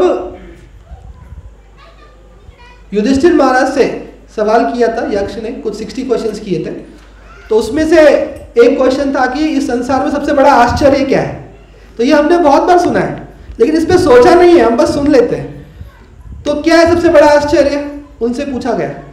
यक्ष ने पूछा था युधिष्ठिर महाराज से, जब उनके 4 भाई को उन्होंने किडनैप कर लिया था, बोला था तुम्हारे 4 भाई बहुत ज़्यादा शान पट्टी कर रहे थे, मेरे सवाल का जवाब नहीं दिया, तुम भी नहीं दोगे, तुमको भी अंदर कर दूंगा, फिर 5 के 5 अंदर ही बैठे रहना। वो बोले नहीं मैं दूंगा जवाब। तो उन्होंने 60 क्वेश्चन पूछे, उन्होंने 60 के 60 के एकदम परफेक्ट आंसर दे दिए, तो वो सब रिहा हो गए थे यक्ष ने। वो वनवास में ऐसा हुआ था। तो यहाँ पे उनसे पूछा कि संसार का सबसे बड़ा क्या है, आश्चर्य क्या है। तो उन्होंने कहा अहनि अहनि भूतानि गच्छन्ति यमालयम् शेषस्थावर इच्छन्ति किमाश्चर्यम यत्परम। ये कह रहे हैं रोज अनलिमिटेड, अहनी अहनी, एकदम होलसेल में गच्छन्ति यमालयम, रोज अनंत लोगों का मृत्यु हो रहा है। संसार में आप वर्ल्ड वाइड देखोगे तो अगर 200 कंट्रीज हैं, पूरे मुझे भी पता नहीं, लेकिन 200 प्लस तो है कंट्रीज, 205। तो हर कंट्री में आप सोचो एक दिन में कितने लोग जा रहे होंगे कम से कम। पहले तो इंडिया में ही सोच लो, इंडिया ही आधे के बराबर है। तो कितने लोग जा रहे हैं। वो कह रहे हैं अहनी अहनी भूतानि गच्छन्ति यमालयम। रोज हमारे आसपास हमारे रिश्तेदारों में, और हम न्यूज़ में देखते हैं कि न्यूज़ हम देखते हैं ना, टॉप 100 स्टोरीज, उसमें 90 स्टोरीज वही रहते हैं, कौन कहाँ गया, किसने किसको मारा, कैसे हुआ, क्या हुआ, यही होता है। तो अहनी अहनी भूतानि गच्छन्ति यमालयम। लेकिन जो बचे हुए लोग हैं, हम लोग, मैं कहीं नहीं जा रहा, मैं यही हूं, मैं कहीं नहीं जाने वाला, ये हम लोग हमेशा सोचते हैं। हम लोग कभी नहीं, आप किसी को शमशान घाट भी पहुंचा के आइए ना। मैं भी मेरे लाइफ में 2-4 बार ये, जैसे मेरे नाना जी एक्सपायर हुए तो गया, इधर 2-4 और। तो जब हम जाते हैं शमशान घाट, तो शमशान घाट जाइए आप, वहाँ भी आप देखेंगे ना बहुत सारे लोग जो आते हैं पीछे उनके साथ छोड़ने के लिए, वो फोन पे लगे रहते हैं। हाँ अच्छा ये पार्टी, उस पार्टी को बोल देना कल मिलेंगे। अच्छा ये मतलब वहां पहुंच रहे हैं, सामने देख रहे हैं कि ये शरीर जो है लाश जलाया जा रहा है और यही तुम्हारा भी नंबर लगने वाला है। ठीक है, कुछ समय बाद नंबर लगने वाला है, सबका लगा के रखा है नंबर भगवान ने, तो वो लगा हुआ, लेकिन वो वहां पे प्लानिंग कर रहा है, कल का, परसों का, तरसों का, पैसे कमाने का, पूरा प्लानिंग वही है, अभी तक वही है। तो ये क्या है, इसके लिए फिर वो कृष्णमती नहीं हो सकता। मतिर्न कृष्णे परत स्वतो वा। तो ऐसे को आप समझा ही नहीं सकते, क्योंकि अनंत कोटि दुख आने के बाद भी उसको आशा रहता है, नहीं मैं कुछ ना कुछ तो करके इससे निकल लूंगा, उसको वो होप रहता है। तो यहाँ पे ये बता रहे हैं, तो हमारे साथ यही दिक्कत है कि हम लोग को अभी भी होप है कि हम लोग इस संसार में सुख प्राप्त कर सकते हैं। लेकिन हम लोगों को, अब जैसे हम लोग यहाँ बैठे हैं, तो हम लोग तो सिर्फ ये नहीं सोच रहे कि हम लोग उधार कर रहे हैं हमका हमारा उद्धार नहीं होगा। हम तो ये चाहते हैं कि हमारा उद्धार हो। हम लोग क्या चाहते हैं कि हमारा उद्धार हो। हम लोग बार बार ऐसे प्रपंच में ना फंसे, बार बार इसी तरह के मनुष्य शरीर में आके वापस यही, क्योंकि आप देखिए एक जाता है दूसरा आता है मनुष्य शरीर में, अब करता क्या है? वही करता है जो आपने किया था बचपन से। कुछ नया करता है क्या? वही करता है। वो वही रोता है, वही खाएगा, वही चावल दाल, वही जिंदगी वही है। तो यानी अगर हम जाएंगे और हम फिर से आएंगे, हम भी वही करेंगे। फिर से वो बच्चा भी स्कूल जाएगा, मतलब आप आओगे, आप फिर से स्कूल जाओगे। आपको जाना है स्कूल? नहीं, तो लेकिन जाना पड़ेगा, क्योंकि अगर फिर से हम जन्म लेंगे हमें फिर से स्कूल जाना पड़ेगा, फिर से वही टीचर ABCD वही सब कुछ पढ़ना पड़ेगा, और फिर करते करते मृत्यु। लेकिन फिर जो शरीर मिलेगा, एक तो मनुष्य देह मिलेगा, यही गारंटी नहीं है। क्यों? मनुष्य देह मिलने के लिए भी हम लोगों ने भक्तिमय कार्य किया होना चाहिए या बहुत पुण्य किया होना चाहिए, तब मानव देह मिलता है। तो मनुष्य तो शरीर ऐसे नहीं मिलता। ये बहुत अनंत कोटि जन्मों के बाद भगवान कभी तो करुणा करके नर तन हमको देता है। कबहु करुणा करी नर तन देहि। ये रामायण में एक दोहा है। भगवान वो कह रहे हैं कि तुलसीदास महाराज कह रहे हैं कि कभी करुणा करके भगवान मानव देह देते हैं, क्योंकि 84 लाख योनि में एक मानव देह ही है जिसमें हम ऐसे बैठ के भगवान के बारे में सुन सकते हैं। हमें खाने की टेंशन नहीं है, हमको पता है इसके बाद प्रसाद है। ये सिर्फ मानव देह में ऐसा है, बाकी किसी शरीर में ये फैसिलिटी नहीं है कि हम शांति से बैठ के भगवान के बारे में आराम से सुन सकते हैं। तो भगवान ने जो हमें फैसिलिटीज दिए हैं वो इसके लिए दिए हैं कि हम शांति से बैठ के भगवान के विषय में सुनकर ये निश्चय कर सके, ये निश्चय कि इस संसार में सुख नहीं है। ये हमको भगवान ने बुद्धि इसलिए दी है क्योंकि उस बुद्धि का वापर करके हम संसार के ऑफर को टुकड़ा दें। उस बुद्धि का क्या करके? वापर करके संसार के ऑफर को ठुकरा दे। संसार रोज आपको ऑफर दे रहा है, आपके लोग, संसार। आप कोई भी मॉल जाइए, 3 घ्या 2 फ्री, 1 घ्या 4 फ्री, ये हर जगह ऑफर चल रहा है कि नहीं? और सबको ऑफर चाहिए। जब ऑफर निकलता है हम तभी मॉल में जाते हैं, क्योंकि हमको ऑफर में ही खरीदना रहता है। लेकिन हमको बुद्धि का वापर करके इस संसार के सारे ऑफर को ठुकराना है, और हमको समझना है कि ये सब है क्षणिक है। क्या है? क्षणिक है। ये आगमा अपाइनो अनित्य ताम स्थितिक्षस्व भारत। उसको क्या करो? टॉलरेट करो, उसको टॉलरेट करो, सुख को भी और दुख को भी। दुख में ज्यादा दुखी मत हो, क्योंकि दुख चले जाएगा, क्योंकि आपको अगले 3 घंटे बाद भूख लगने वाली है।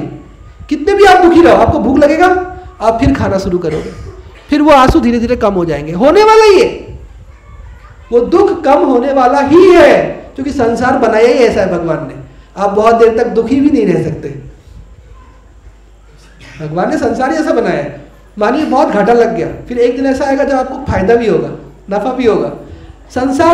भगवान ने संसार ही ऐसा बनाया है कि ना हम ज्यादा देर तक दुखी हो सकते हैं, ना हम ज्यादा देर तक सुखी हो सकते हैं। इसलिए वो कह रहे हैं कि दोनों को आप क्या करो? टॉलरेट करो।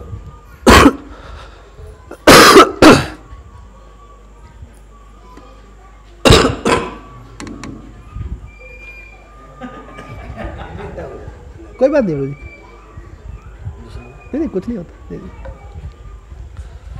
तो अभी हम लोग एक लास्ट श्लोक लेके इसको एंड करेंगे।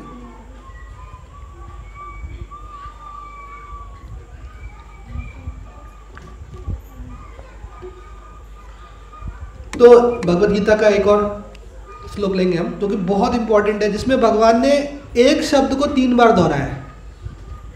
एक शब्द को 3 बार, लेकिन वो तीनों शब्द अलग अलग हैं, तीनों का मीनिंग एक है। एक भावार्थ को 3 बार दोहराया है।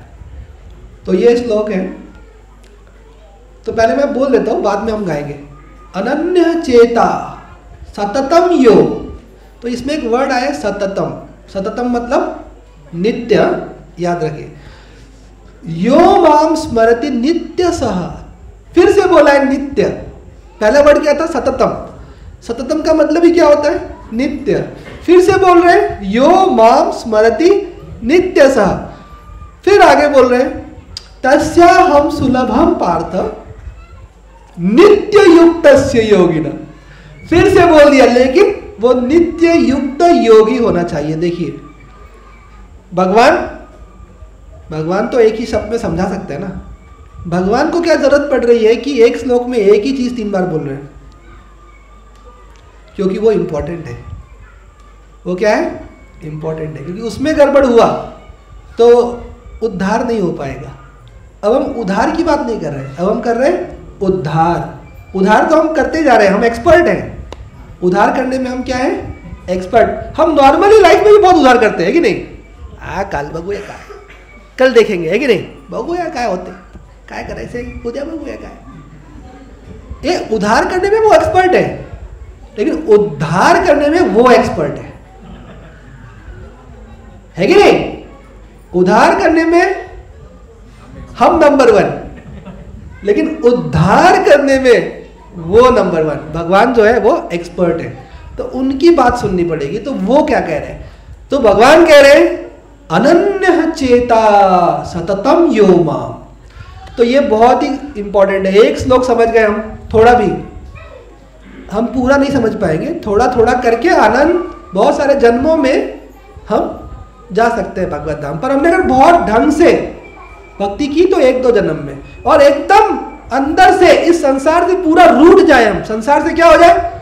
रूठ जाए अंदर से, बाहर से नहीं। बाहर से स्माइल करिए, हरे कृष्णा खेड़कर प्रभु कैसा है तुम्हें, ठीक है, बाहर से सबको नमस्कार करिए, बाहर से, बाहरी रूप से। अंदर से बस भगवान को नमस्कार करिए। कैसे होगा बताते हैं, बस ये 2-3 पॉइंट्स में हमारा एंड होगा। तो ये मेन पार्ट आ गया कि वो उद्धार करने में एक्सपर्ट है। तो वो क्या कहते हैं? वो कह रहे हैं कि अनन्य चेता। अनन्य चेता पहला वर्ड है, एक ही श्लोक पे हम डिस्कस करने वाले लास्ट। अनन्य चेता। अच्छा, अनन्य मतलब होता है न अन्य। अनन्य मतलब क्या होता है? न अन्य को मिला के ही बनता है अनन्य। संस्कृत में जो अनन्य वर्ड है, अनन्य वर्ड बनता कैसे है? न अन्य, अनन्य। भगवान बोल रहे हैं मेरे अलावा, मेरे अलावा। अच्छा, मेरे अलावा मतलब भगवान, भगवान के संत, भगवान का धाम, भगवान की वाणी, भगवान के ग्रंथ, भगवान का प्रसाद, ये सब भगवान है। ये सब क्या है? भगवान के जन, वैष्णव जन, ये सब भगवान के हैं। इनमें मन लगा सकते हैं हम। भगवान में, भगवान के धाम में मन लगा सकते हैं, भगवान के नाम में मन लगा सकते हैं।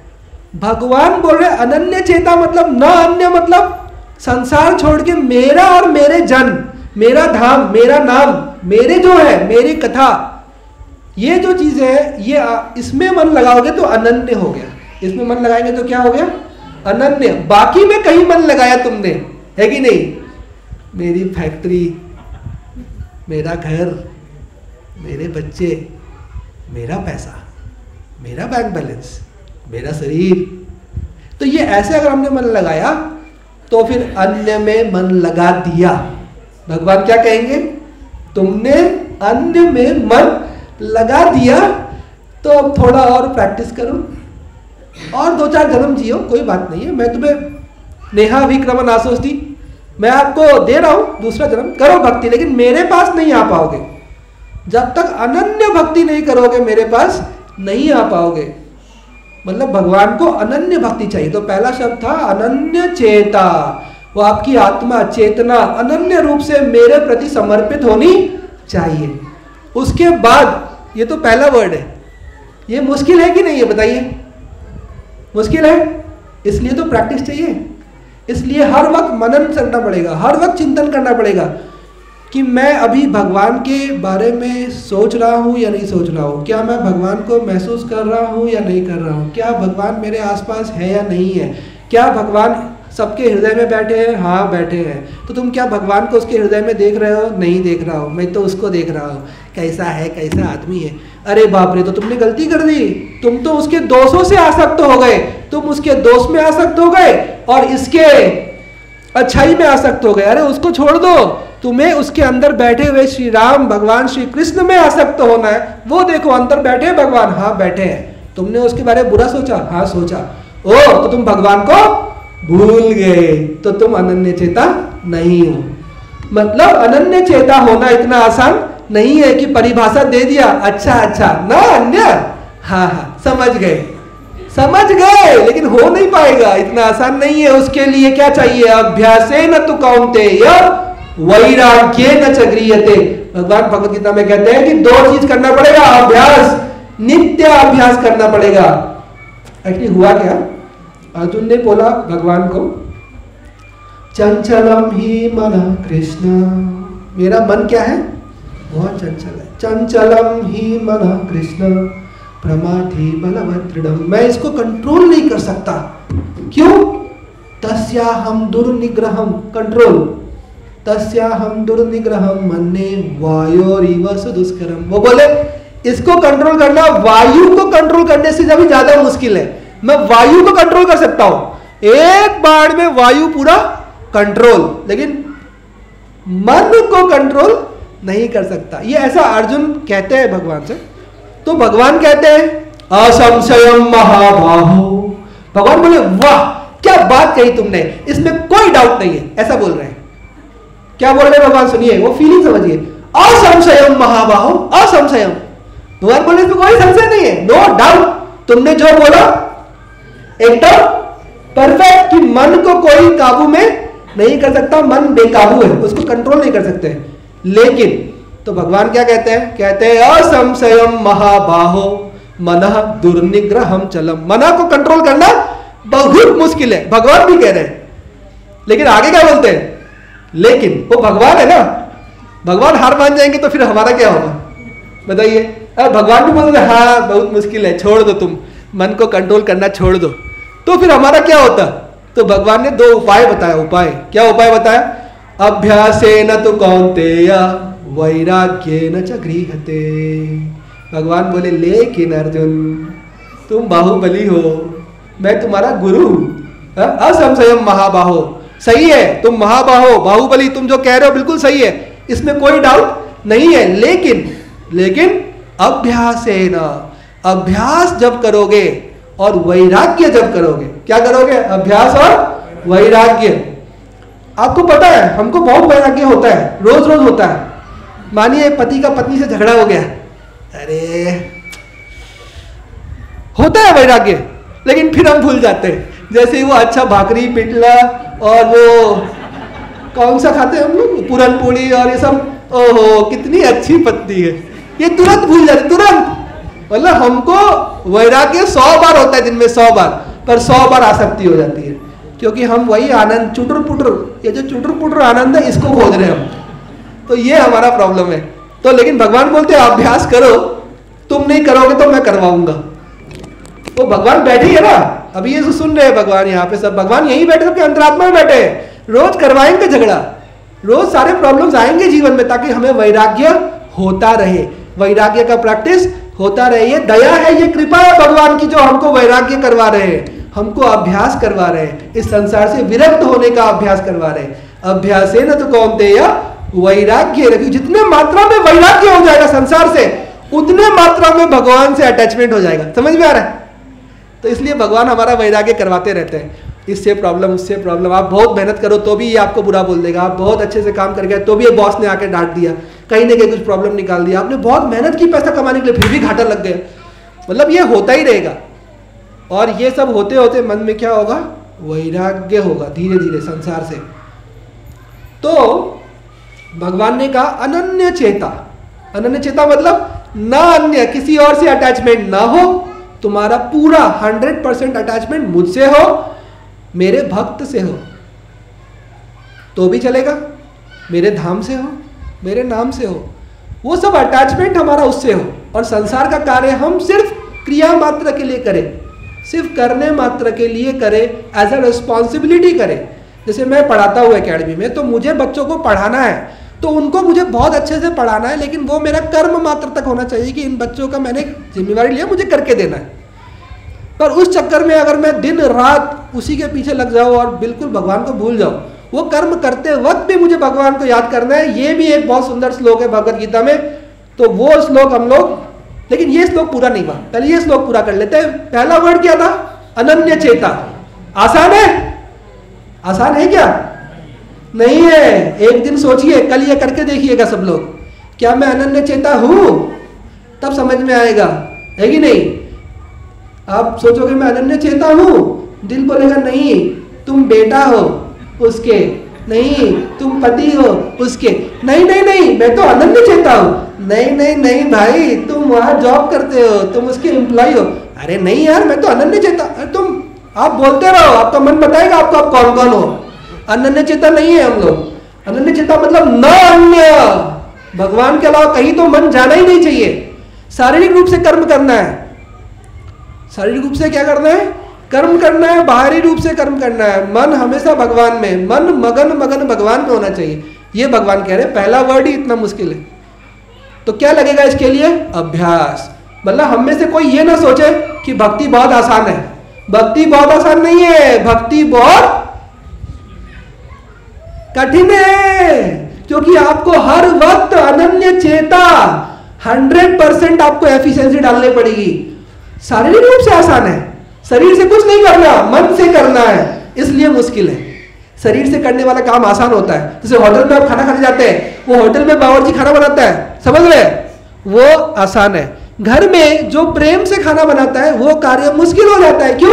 उसको बहुत प्यार से बनाना है, प्यार से खिलाना है। क्या वो होटल वाला ये काम कर पाएगा? नहीं कर पाएगा। उसको बोलो तुम मुझे आज प्यार से खाना बना के खिलाओ, तो तुम प्यार से मुझे 2 करोड़ रुपए दे दो। तो ये जो है मुश्किल इसलिए है क्योंकि अनन्य चेता, वहां पे पूरा मन का सरेंडर चाहिए, इसलिए मुश्किल है। तो मन का सरेंडर, अर्जुन बोल रहे ना डिफिकल्ट है। अर्जुन क्या बोल रहे? चंचलम ही मना कृष्णा प्रमाथि, बोल रहे ना डिफिकल्ट है। वही तो समझना है, वो बहुत डिफिकल्ट है। मतलब हम सबसे डिफिकल्ट टास्क करने के लिए आगे बढ़े हैं। ये मत सोचिए, क्योंकि हम बार बार क्या सुनते हैं, भक्ति बहुत सुलभ है, भक्ति बहुत आसान है, भक्ति करेंगे। पर भक्ति करना किसको कहते हैं ये तो समझिए।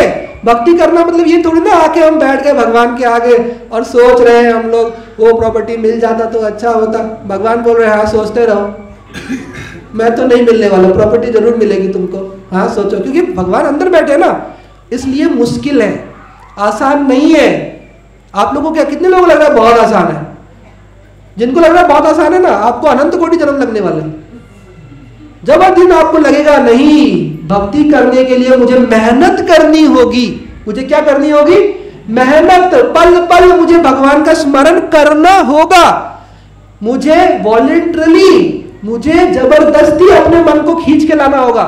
मन गया बेटे में, नहीं नहीं नहीं, नो बेटा, अनन्य चेता, कम बैक। मन गया पत्नी में, कम बैक। मन गया प्रॉपर्टी में, come back come back come back come back करके तब वो जो है वो शांत होगा मन, और तब वो अच्छे से हरे कृष्णा गाएगा। तो ये इतना आसान थोड़ी ना है जो कह रहे भक्ति इतना आसान नहीं है। भक्ति में हर पल सजग, हर पल आपको सतर्क रहना पड़ेगा, क्योंकि कभी भी आपसे अपराध हो सकता है, कभी भी आपसे पाप हो सकता है। क्योंकि पाप मानसिक रूप से होता है, मन से जो क्रिया की जाती है वो क्रिया होता है। शारीरिक रूप से क्रिया तो भगवान गिनते भी नहीं है, क्योंकि पहले क्रिया मन में होती है, बाद में हम शरीर से क्रिया करते हैं। जैसे इसने मुझे कुछ बोला, मुझे गुस्सा आया, गुस्सा कहाँ आया? बोलो मन में, है कि नहीं? मन में आया गुस्सा, पहले मन में आया ना। मन में क्रोध आके हमने उसको मार भी दिया, पीट भी दिया, अंदर से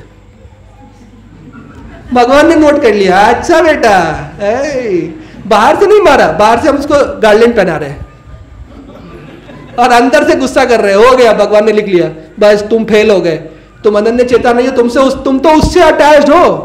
क्योंकि किसी के प्रति राग द्वेष कब आएगा? राग मतलब अटैचमेंट, द्वेष मतलब क्रोध, गुस्सा, ये सब कब होगा? जब तुम उससे अटैच्ड हो। तो इसलिए अनन्य चेता, पहले वर्ड में हम अटक सकते हैं, पहला वर्ड ही आसान नहीं है। ये करने के लिए हमको बहुत पापड़ बेलने पड़ेंगे और हर वक्त हमको सतर्क रहना पड़ेगा, तब हम भक्ति में आगे बढ़ेंगे। इसके बाद भगवान ने 3 बार बोला है नित्य, सुनिए, बोला यो माम, हाँ सततम, पहला वर्ड क्या है? सततम। मतलब सततम मतलब 24 घंटे हर वक्त वो भगवान का ही ध्यान कर रहा है, काम कर रहा है शरीर रूप से वो खाना ही बना रहा है, लेकिन खाना बनाते बनाते भगवान का ध्यान कर रहा है। भगवान है, भगवान है, भगवान है, ये सब भगवान का है, भगवान है, भगवान यहाँ बैठे, भगवान हर जगह बैठे, भगवान सबके हृदय में बैठे, किसी से बात कर रहा है, भगवान इनके हृदय में बैठे हैं, मुझे इनसे अच्छे से बात करना चाहिए। कहीं भी आप जा रहे हैं, कहीं भी घूमने भी गए, भगवान तो यहाँ भी है, ये पहाड़ सुंदर लग रहा है, नहीं इस पे भी मेरे किशन कन्हैया बैठे हैं, ये नदी अच्छी लग रही है, नदी बह क्यों रही है, भगवान की कृपा से बह रही है, यहाँ भी भगवान है।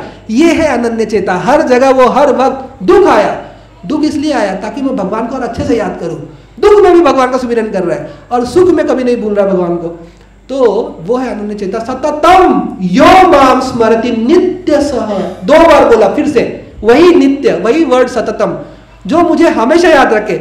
और फिर बोल रहे हैं तस्याहम सुलभम पार्थ।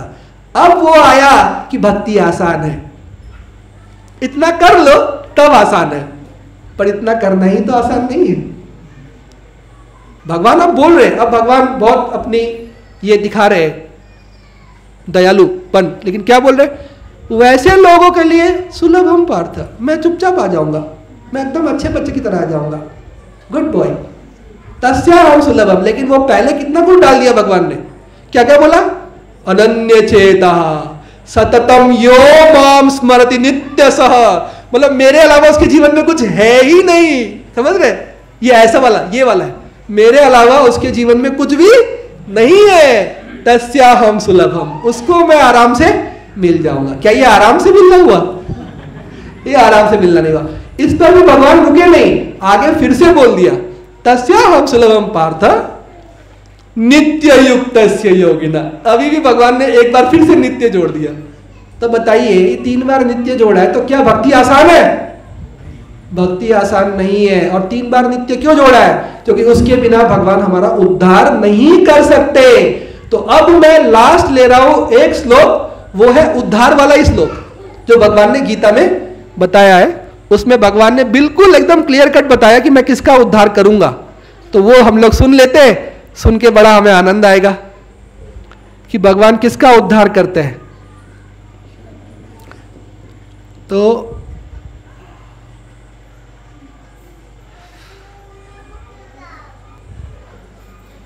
अनन्यनैव योगेन, एक बार रुकिए वो श्लोक, अनन्यनैव योगेन यो मां ध्यायन्त उपासते तस्याहम समुद्धरता मृत्यु संसार सागरात्। ऐसा श्लोक है गीता में।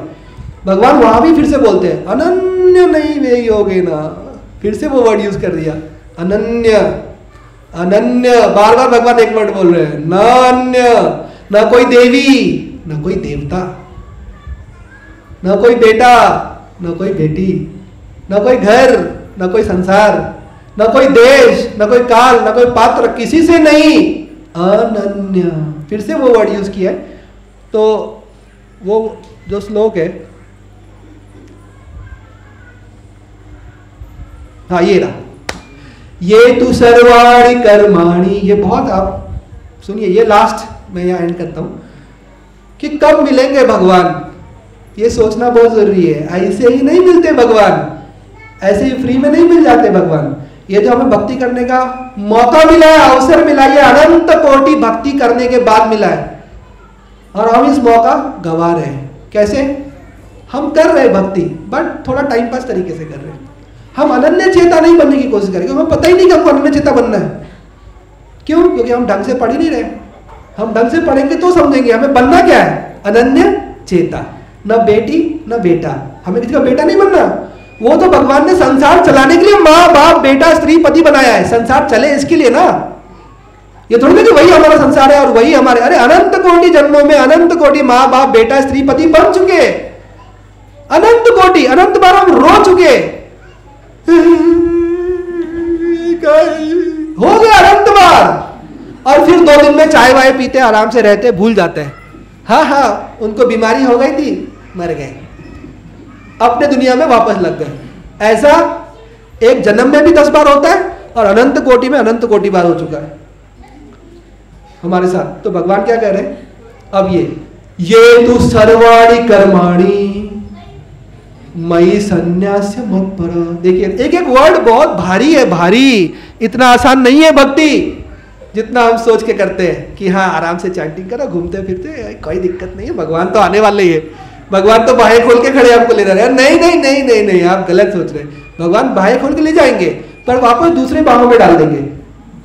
दूसरी माँ की बाहों में फिर डाल देंगे। समझ रहे आप? उतना करेंगे भगवान हमारे लिए। हम जो भक्ति कर रहे हैं टूटी फ्रूटी, कौन सी भक्ति कर रहे हैं हम लोग?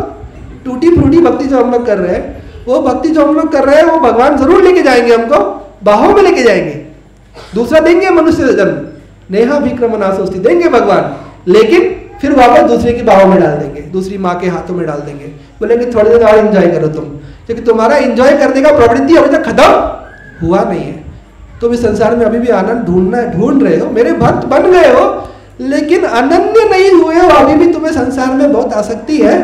तो मैं तुम्हें इस संसार में, इस जीवन में अभी बहुत ट्रेनिंग दूंगा, बैठो तुमको छोटे से वापस बुढ़ापे तक में बहुत तुमको ठोकरें लगेंगी, लेकिन प्यार से भगवान हैंडल करते हैं, धीरे धीरे थोड़ा। ऐसा नहीं कि बहुत दे देते एक साथ कि वो बस, ऐसा नहीं करते, धीरे धीरे, ताकि वो समझे। भक्ति भी देते हैं, ठोकर भी देते हैं, ताकि भक्ति और अच्छा करे। तो ये करते करते करते करते अनंत जन्मों तक ठोकर खाने के बाद फिर हम वहाँ पहुँचते हैं। मतलब भगवान कितनी मेहनत करते हैं हमारे लिए। भगवान अपने संत को भेजते हैं, गुरु को भेजते हैं, वो गुरु आते हैं, वो हमारे लिए इतना पसीना खून पसीना एक करके हमको लाते हैं भक्ति की तरफ, इतना प्रसाद खिलाते हैं, सब कुछ करके फिर हम थोड़ा सा आगे बढ़ते हैं। लेकिन हम फिर क्या करते हैं? फिर हम अपना मन निकाल के वापस गंदे पानी में डाल देते हैं, वापस पूरा गंदा कीचड़ में डाल देते हैं, संसार में वापस डाल के, और देखते वाह आता मी काय छान दिसते, आता काय छान दिसते है। फिर भगवान हाथ सिर पकड़ लेते हैं, भगवान बोलते हैं ठीक है भाई चलो वापस। तो भगवान अनंत जन्मों से हमारे पीछे मेहनत कर रहे हैं, पर हम बार बार अपना मन वही डाल दो। भगवान ने क्या कहा कि भगवान कह रहे ये तो सर्वाणी कर्माणी, मतलब तुम जो भी कर रहे हो सुबह से लेकर रात तक सारे कर्मों में वो मेरे लिए करो। मतलब खाना बना रहे हो घर में बच्चों के लिए, ये मत सोचो बच्चों के लिए, सोचो कृष्ण के लिए।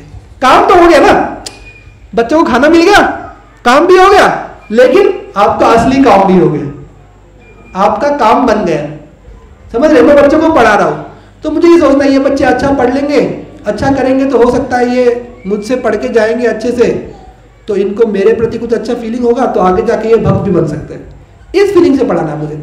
जो भी कार्य कर रहे ये तो सर्वाणी कर्माणी मयि संन्यास्य मत पर, मेरे लिए जो करेगा मत पर, मेरे लिए करेगा, क्योंकि कर्म तो करना ही पड़ेगा ना। अभी मैं क्या ये लेक्चर देने के बाद कल एकेडमी में मैं ये कर सकता हूँ क्या? इस्तीफा, रिजाइन। मैंने कल लेक्चर दिया था, मुझे खुद लगा कि मुझे इस्तीफा देना चाहिए। अब मैं यहाँ काम नहीं करूँगा, 24 घंटे भगवान का भजन करूँगा। मैं कर ही नहीं पाऊँगा, आते ही घर में झगड़ा हो जाएगा, है कि नहीं? क्यों? हमारे रिक्वायरमेंट्स हैं, इसलिए हमको काम तो करना पड़ेगा, छोड़ नहीं सकते। लेकिन उसी काम में हमें क्या करना है? भगवान का ध्यान करना है। तो यहाँ भगवान कहते हैं अनन्य नैव योगेन माम ध्यायन्त उपासते। फिर से वर्ड कौन सा है? अनन्य, न अन्य। योगेन मतलब भक्ति योग में, भक्ति योग सेवा में वो क्या करेगा? माम ध्यायन्त उपासते, मेरा ध्यान करते करते मेरी उपासना करेगा।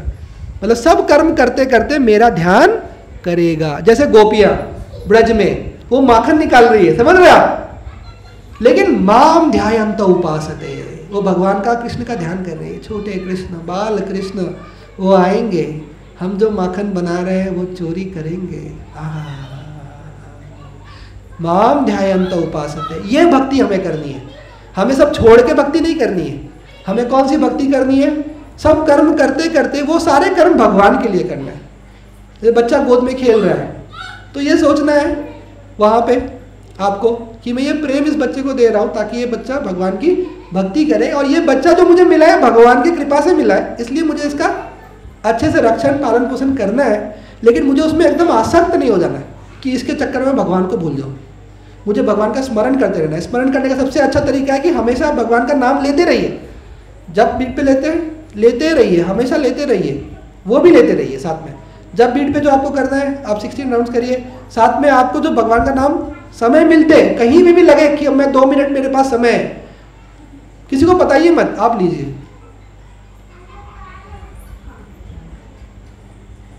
ये हमारी कमाई हो रही है। ये क्या हो रही है? कमाई, ये एक्चुअल इनकम है। तो वो बोल रहे माम ध्यायन्त उपासते, मेरे बारे में वो ध्यान करता रहता है। तेसाम अहम समुद्धरता, मैं ऐसे भक्तों क्या कर दूंगा? उद्धार। किसका? जो उद्धार नहीं करता, जो क्या नहीं करता? जो उधार नहीं करेगा, वही तो बोल रहे हैं, ये तू सर्वाणि कर्माणि मयि सन्न्यस्य मत्परा, पूरा 100% मेरे सरेंडर हो जाएगा। और उधार नहीं कि मैं बुढ़ापे में याद करूंगा, नहीं नहीं, मैं ये सारे काम करते करते याद करूंगा, मैं गाड़ी चलाते चलाते भी याद करूंगा कि भगवान मेरे पास ही बैठे, मेरे अंदर ही बैठे, मेरे साथ साथ जा रहे हैं। माम ध्यायन्त उपासते, मेरा ध्यान करता रहेगा करता रहेगा करता रहेगा, कार्य सारे कर रहा है। भगवान अर्जुन को भी वही कहते हैं भगवद गीता में, क्या कहते हैं? वो कहते हैं कि माम अनुस्मर युद्धयस्स तस्मात् सर्वेषु कालेषु, बोलिए, तस्मात् सर्वेषु कालेषु माम अनुस्मर युद्धयश्च, मेरा स्मरण करो और लड़ाई करो। ये कितना मुश्किल है, किसी से लड़ाई हो रही है, क्या तब भगवान कभी याद आता है आपको? मुझे तो नहीं आता।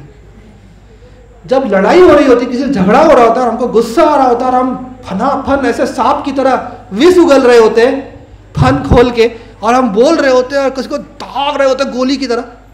ऐसा हम सबने किया है, 1 या 2 बार 10 बार अपने जीवन में, 100 बार करोड़ों बार किया है, हमने सबने किया है कि जब हमको गुस्सा आता है हम पूरा आग की तरह भपक रहे होते हैं और हम क्या बोल रहे होते हैं हमको पता ही नहीं रहता है।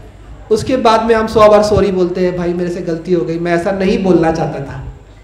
अच्छा पर बोल तो दिया, ओ हाँ सॉरी गलती हो गई। तो ये जो है, क्या उस वक्त हम भगवान को याद कर सकते हैं? नहीं, भगवान अर्जुन को वही करने बोल रहे हैं, लड़ाई करो, तुम मारो, तुम सामने वालों को मारो, प्राण हर लो उनके, लेकिन मेरा स्मरण करो। बताइए कठिन है? भक्ति कठिन है कि नहीं है? कठिन है, उसके लिए पसीना बहाना पड़ेगा, खून पसीना एक करना पड़ेगा, इतना आसान नहीं है। हमें तो उधार करने में बड़ा मजा आता है। उधार, अरे काय सगळे तर मस्त चालले, वार कुठे चालले? अरे युक्रेन मध्ये चाललंय, आपल्याला काय करायचंय, आपले तर सगळे खूप मस्त चालले। नहीं कब इधर भी क्या हो पता नहीं है संसार का, है कि नहीं? तो इसलिए वो बोल रहे हैं उधार मत करो। तो भगवान यहाँ पे कह रहे हैं उसको तस्मात् सर्वेषु कालेषु, देखिए फिर से वही पॉइंट डाल दिया भगवान ने, तस्मात् सर्वेषु कालेषु फिर डाल दिया, माम अनुस्मर और युद्धयश्च, लड़ाई भी करो। मतलब भगवान ये कह रहे हैं कि संसार के सारे काम करो पर मुझे भूलो मत। मुझे स्मरण करना भूल गए तो वो कार्य तुम्हारा कर्म बन जाएगा। जो मुझे भूल के जो कार्य करोगे वो कर्म बनेगा, उस कर्म का बंधन होगा, उस कर्म का तुम्हें फल मिलेगा, वो तुम्हें भुगतना पड़ेगा, वो सब तुम्हारे प्रारब्ध बनेंगे। इस जन्म में भुगतोगे, कुछ आगे भुगतोगे, वो मैं मैनेज करूंगा। तो भगवान अपने अकाउंट मैनेज करते रहते हैं। हम लोग का अकाउंट कौन मैनेज करता है? भगवान। कि कितना दुख इस जीवन में झेलना है, कितना आगे झेलना है, चिंता मत करो, मैं संभालूंगा। लेकिन वो क्या कह रहे हैं? कह रहे हैं कि मई अर्पितो मनोबुद्धि, पूरा बुद्धि और मन किसको दे दो? मुझे, पूरा पूरा। भगवान समझ रहे हैं? जैसे छोटा बच्चा कैसे होता है, छोटा बच्चा माँ के गोद में कैसे जाता है? अगर आपने किसी और कोई एक माँ दूसरे बच्चे को उठा ले गोदी में, ये बच्चा उस बच्चे से झगड़ा कर लेगा, बोलेगा नहीं मेरी माँ है, कैसे जाना चाहता है? भगवान बोलते हैं वैसे आओ, वैसे तुम आओ मेरे पास, सिर्फ मेरे पास आओ, सिर्फ मेरे पास। जैसे प्रहलाद महाराज गए नरसिंह देव के पास, है कि नहीं? वो सब छोड़ दिया, उधर उनके पिताजी को फाड़ दिया। नरसिंह देव ने हिरण्यकशिपु को क्या किया? पूरा फाड़ दिया एकदम, और उनको कोई प्रॉब्लम नहीं है। वो बोले अच्छा है, उद्धार हो गया पिताजी का। पिताजी का क्या हो गया? उद्धार स्वयं भगवान ने फाड़ा है, वेरी गुड। तो कोई अटैचमेंट किससे है? भगवान से है। वो भगवान के पास उस तरह गए, सब छोड़ गए। तो ये भगवान हमसे चाहते हैं, मयि अर्पितो मनोबुद्धि मामे वैश्यसि असंशय, तो तुम मेरे पास आओगे, इसमें कोई डाउट नहीं है। तो हम सिर्फ फोकस करते लास्ट वर्ड पे, मामे वैश्यसि असंशय, मतलब भक्ति तो बहुत आसान है, इसमें कोई डाउट नहीं है, मैं तो जा रहा हूं। लेकिन आगे का हमें कुछ याद ही नहीं रहता। तस्मात् सर्वेषु कालेषु माम अनुस्मर युद्धयश्च, मतलब 24 घंटे जितना जीवन तुम जीने वाले हो, वो सब में 24 घंटे तुम मेरा स्मरण करो। ये सब जब कर लोगे और पूरा मन बुद्धि मुझे दे दोगे तो मेरे पास आओगे, इसमें कोई संशय नहीं है। मतलब ये आसान नहीं है, इसके लिए हमें खून पसीना एक करना होगा, और हमें आज से ही लग जाना होगा।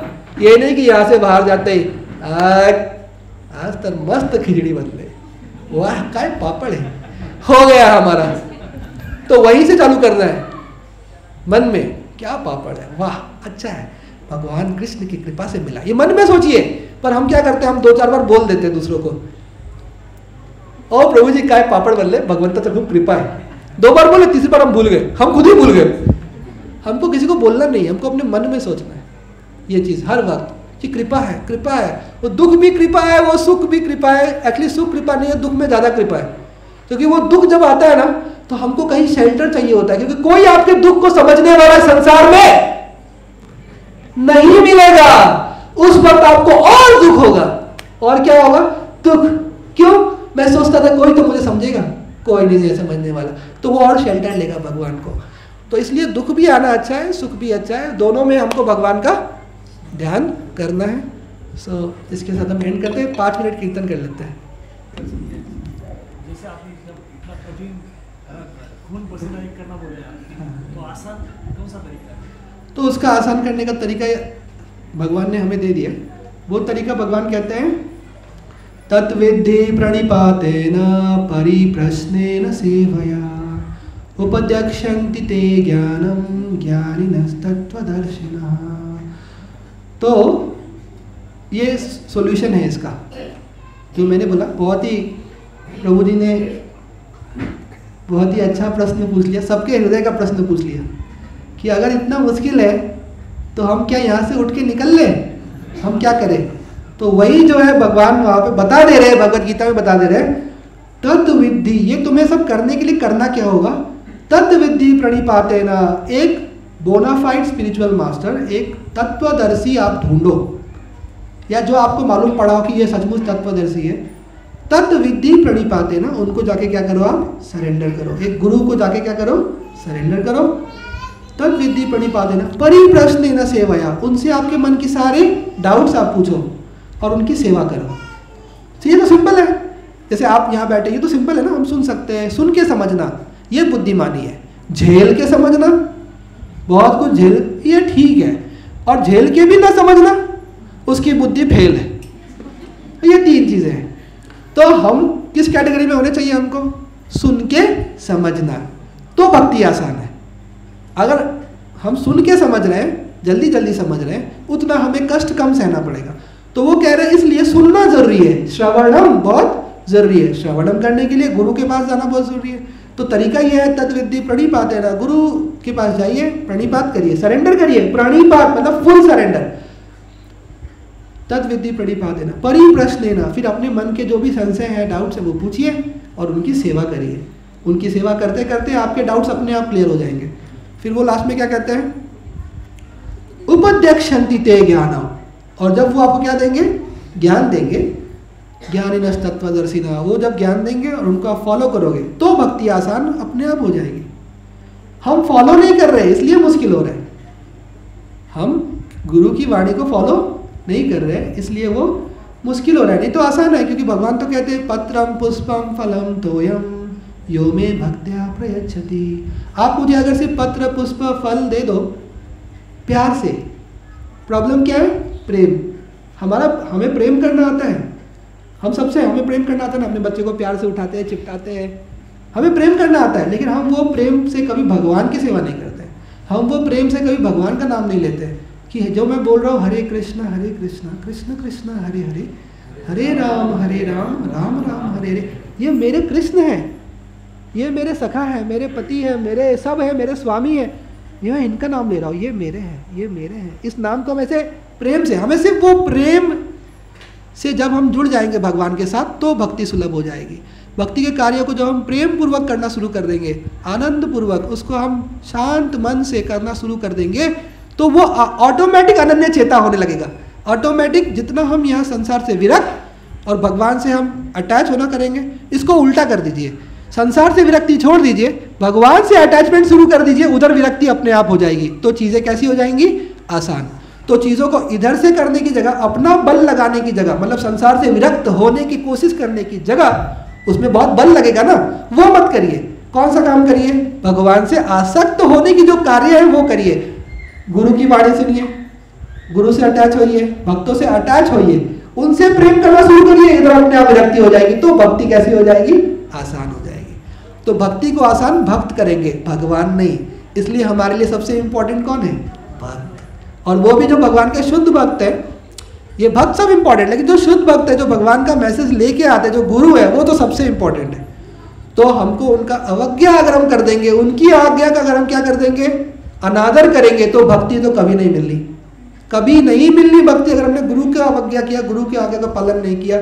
क्योंकि भगवान से ज्यादा कृपाणु गुरु है, वही हमको ये सब सुलभ कर सकते हैं। तो ये सुलभ करने का माध्यम ये है कि आप इस्कॉन संस्था में जुड़े रहिए, और यहाँ पे जिस तरह से बताया जा रहा है भक्ति करिए, भक्ति में कार्य संलग्न होते रहिए, आपका मन अपने आप इसमें अटैच हो जाएगा। और संसार वाले तो है ही है मन को विरक्त करने के लिए, चिंता मत करिए, वो आपको इतने ठोकर मारेंगे, इतने ठोकर मारेंगे, अपने आप संसार से मन क्या हो जाएगा? विरक्त। विरक्ति की चिंता मत करिए, भगवान से आसक्ति बढ़ाइए। ये है इसका मेरे हिसाब से, बाकी आप भी ऐड कर सकते हैं। तो हम लोग थोड़े कीर्तन कर लेते हैं।